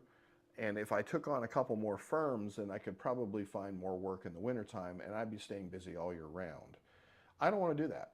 That's not the life I want to live. I like having the busy summer and the slower, like 10 to 15 claims a week in the winter. That's slow to me. And I like that. But I could probably find enough work right now to do $25,000 or $30,000 a month easily. But I would be killing myself. And it's just not worth it. Now, on the flip side, if I was to go on a catastrophe at the skill level that I'm at right now, I can make really, really good money in a very, very short period of time because they're going to give me 50 claims when I first walk into the catastrophe because I'm skilled. And 50 claims for me is 10 days. So in 2 weeks, just under 2 weeks, I can run 50 claims. And on a catastrophe scenario, I'm making about $750 to $800 every claim. That's my take home because they pay more on the claims. There's a higher fee schedule, and that's even taking the 40% out that I pay to the firm. So by the time you multiply 50 claims by $750 to $800 a claim, you're looking at about 40 grand in just a couple weeks. I mean, you really can make a lot of money when you're skilled. So I hate throwing those numbers out because everybody thinks, well, I'm going to do that, I'm going to do that. But that's taken me 10 years to get to that point, like 9.5 years of really busting my tail and learning how to be the best adjuster I can to get to that point. And not everybody can do that. And it's really stressful. So that's why I don't run catastrophes all the time, is because it's really stressful. But I know guys who do run catastrophes a lot. Like when we had years where there were just one right after another, they would just literally, they'd run a month in one place and they'd go to the next catastrophe and run a month there. Those guys are making $300,000 to $500,000 a year. And, better, you could do that for maybe a year, but man, you're going to be so burn out and wasted. You're going to have to take a whole nother year off. So then now you just made $200,000 or $250,000 for 2 years because you had to take a whole year off to recover. So, there's ways of doing it. The downside is that the weather doesn't work that way. We don't always have year after year of catastrophes. We might go 2 or 3 years with low catastrophes. And then we'll have a spell of about 6 or 7 years where it really picks up and we have good years, and it might be busy for a while. But you can't run that kind of volume of claims for a long period of time. So when I do a catastrophe, I know that I can bust my tail for about a month, but you better let me come home and get some rest. And a lot of times after that catastrophe, I get home and I'm burnt for 2 or 3 weeks. I'm dead. I'm just worn out. Now I'm older, so that's probably why. But I've been running, like when I run that catastrophe, I'm running 16 hours a day. I'm literally going from 6 in the morning till about midnight every single day, 6 days a week, and I always take the Sunday off to try and keep my sanity. But yeah, I mean, that's just a hard schedule to run. And most people, man, it's like, I can't work 16 hours. And I'm like, well, I can't either. It's only once in a while that I do it. So just keep that in mind. You can make really good money, but at what cost? You're going to sacrifice your family. You're going to sacrifice your health.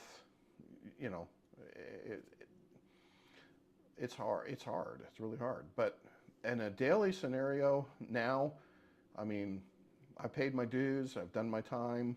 I've got some good carriers I'm working for now. If you just put in that time, it's going to eventually pay itself off. And then, I have to ask for time off, meaning they want to keep giving me claims, but I have to say, I'm taking 3 days off. I tell them, just don't give me claims for 3 days. And they call me and they go, when are you coming back? So it's like, you can do it for a little while, but then you're needed because they've set you up in that area and they like your work and they like what you're doing. So you can't really disappear very often, or else they'll give your work to somebody else. So it's I'm staying really busy, and so I feel like, it's good. But would I like to take a couple weeks off sometime and go somewhere? Yeah, but I don't know if I have that availability. So I probably could, and then other adjusters around me will pick up. But it's that thing in the back of your head that goes, well, what if they don't give them to me back? So a little nervous there. Should I be worried about getting more training before my first deployment, or will some of it be provided? So Jermaine, it depends on what your deployment you're going to. If they're willing to deploy you with what you gave them as far as your resume, then you're set. You're going to get training when you get there. So I wouldn't worry about it. If they hired you and said, yeah, come on, you don't need any more. They'll give you everything you need when you get there. Do I handle a lot of commercial claims in North Carolina? I do not. I probably only handle maybe 20 a year. So not very much. I think they must have somebody who deals specifically in commercial stuff. But they've given, and it depends because some of the carriers or some of the firms, like I had a firm that I worked for and that's all they did was commercial. So it just depends, I guess, what firm you sign up for. But there are specific ones, and they call me back all the time and say, we got more claims, commercial claims. You want to handle them? Some guys love working them. I worked it and I found it kind of boring. Oh, thank you so much. Thank you, thank you, thank you. I found it kind of boring because, number one, you can't finish the claim the same day that you write it. And I don't like that. I like getting things off my plate and saying, I've done it, I've inspected it, I've wrote the estimate, see you later, sign and error. Commercial is different because you have to get bids from all the different carrier or all the different vendors that are involved in fixing that roof or whatever it is. So I get up there and I've got electrical damage. So I did one. It was a fire department. They had a busted line in their fire department. Did a ton of damage inside the place. So I had to get a quote for the fire alarm system, the emergency dispatch system, the radio system went out. They had drop ceiling in the whole place. I had to get a vendor for all the drop ceiling. They had what was the other one? Oh yeah, it had damaged the insulation in the roof system of that thing because it sprayed up into the insulation. So we had to get a quote from the general contractor to take the metal off the roof in order to get the insulation swapped out. That was a pain. But anyway, so I was like 4, maybe 5 weeks of getting all these stupid estimates and I'm calling them all the time going, hey man, you got that estimate? You're supposed to be giving me a bid on what you were going to charge. Yeah, we're waiting on parts and we're trying to get a quote from what it costs to get that radio and and just took forever. Because when you write those commercial estimates, all you're doing is putting in the bid items. You're just saying, hey, drywall guy said this, painter said this, these are all the quotes that you get, and then you turn that in, and then you're done.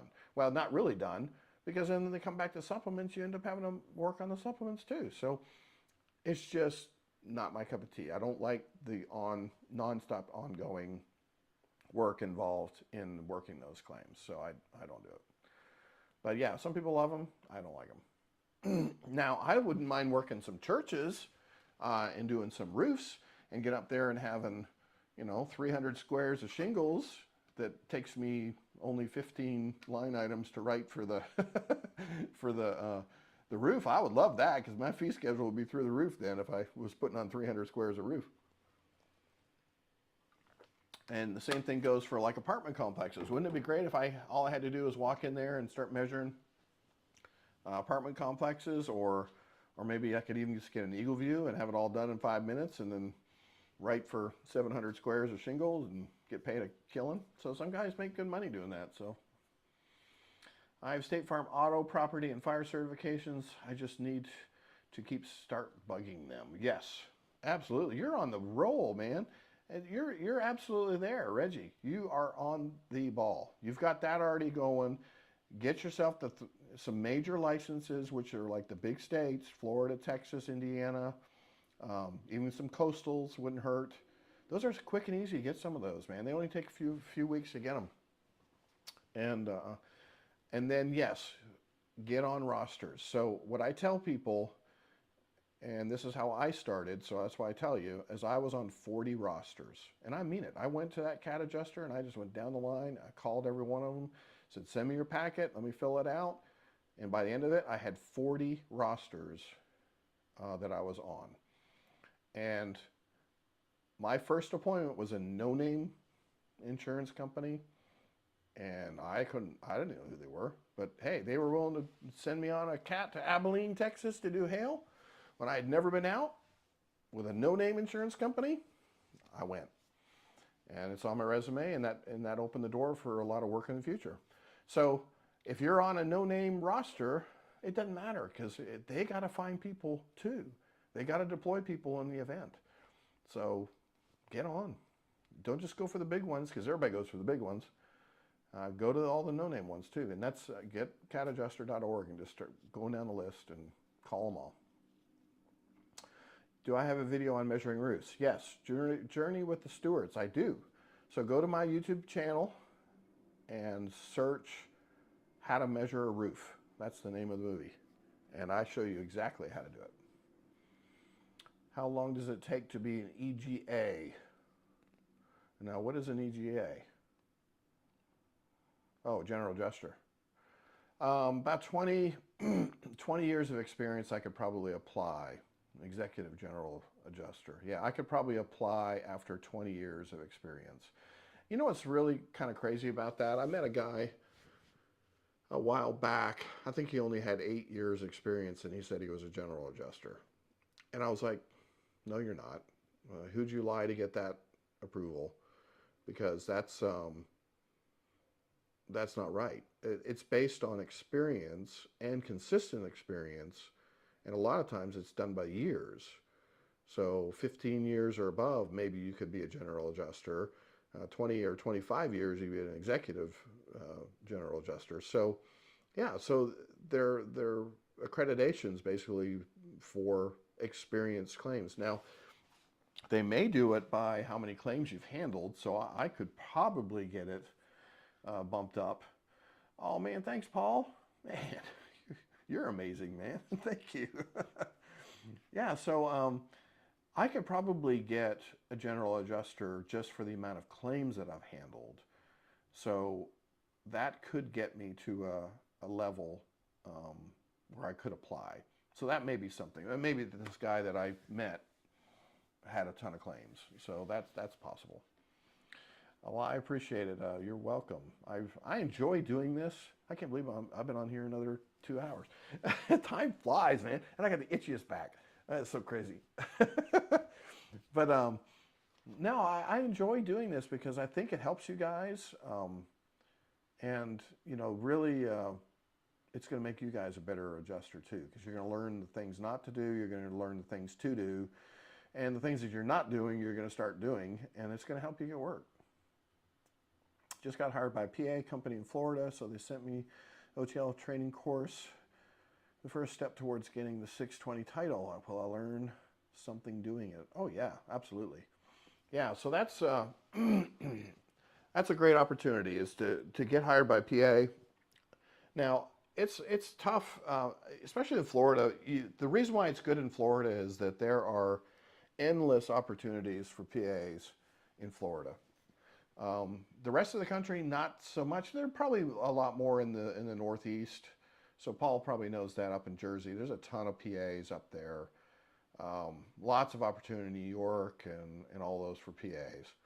But here in North Carolina, I could name the PAs probably on one hand that I know. I mean, it's just, I hardly ever meet them. I have one crew or one PA that I use, and it's the same guy every single time he comes out. There's never another guy. And that's just rare. I mean, normally you're supposed to see a different PA every time you go, but yeah, so PA works good. It's a good opportunity.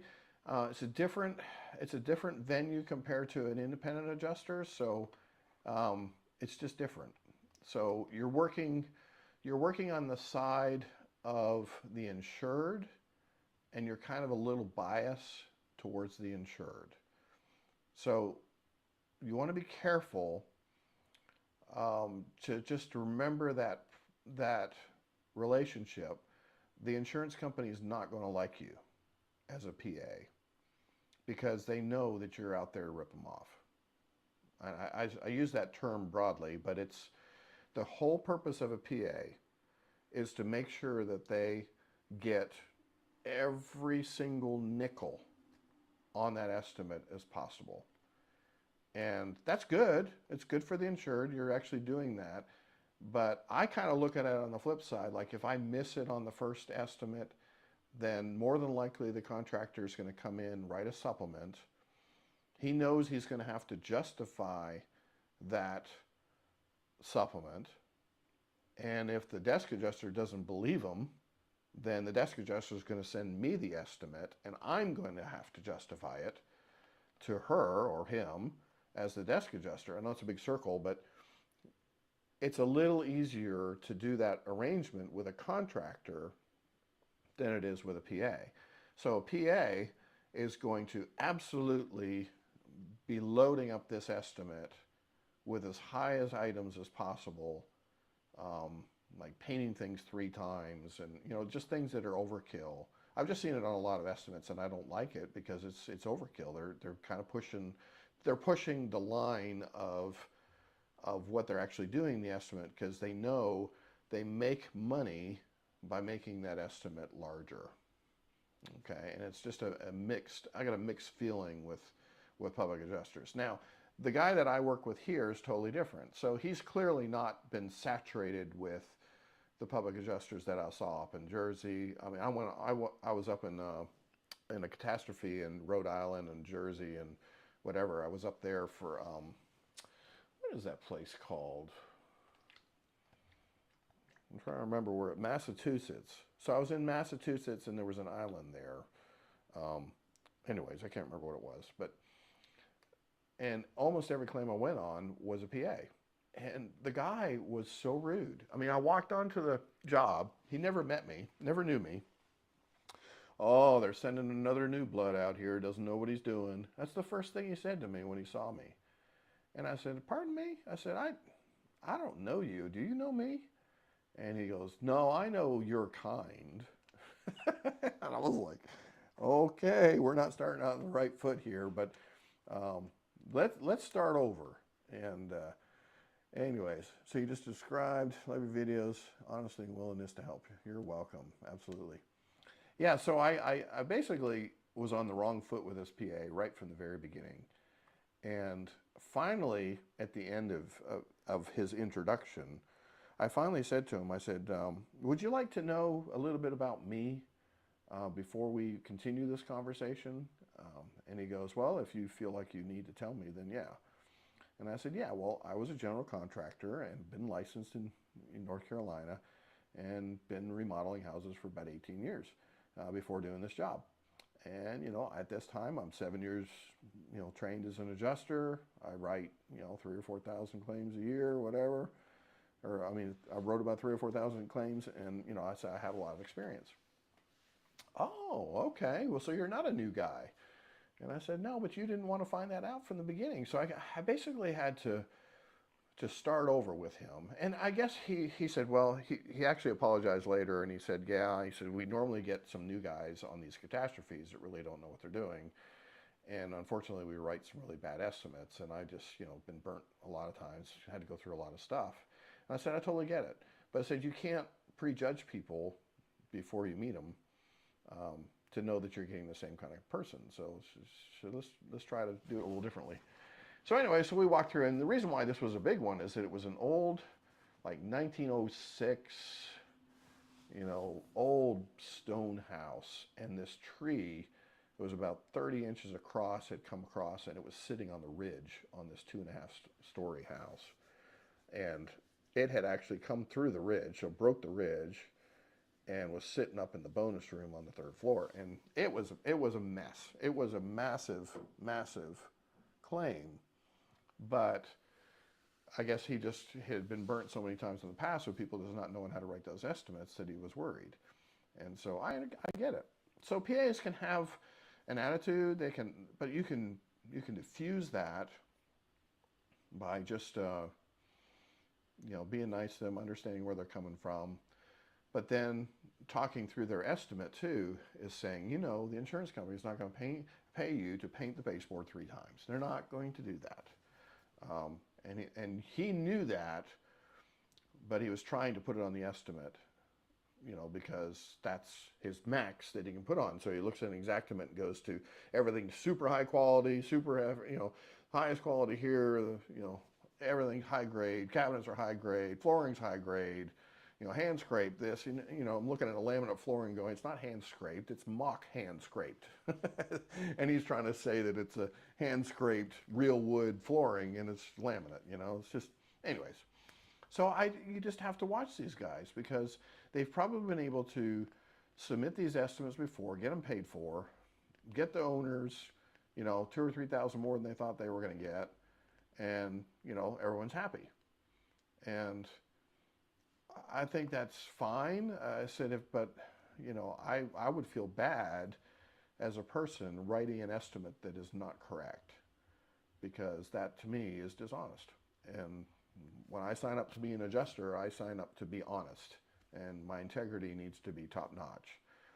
And so if I write an estimate that's not correct, I'm not going to sleep well at night. So I wouldn't be a very good PA. I'd be like, well, no, this is right where it is, you know. And they'd be like, well, aren't you supposed to be getting me more? Well, no, I'm going to get you what you deserve. So anyways, good questions though. All right, well, guys, I think I'm going to end it. 9:30, that's a couple hours. So yeah, guys, it's been a great time. Please um, let me know in the comments if you liked it, if you thought you wanted to hear something else. Sometimes people don't write a lot of stuff during these lives, and I get it. But I'm glad you guys are still here and watching, and you've had a good time. And for those that have given me money, I really appreciate that. That is a real blessing. It lets me know that you guys appreciate what I'm doing here. Make sure you look at my macros. For those who are new and just don't know how to write estimates, the macros are going to make you write estimates super fast. Tim was on earlier, and he just bought mine, and he told me the count. There's 430 macros in that packet. I couldn't remember. I thought there was 200 or 300, but he said it's 430. So, so totally amazing.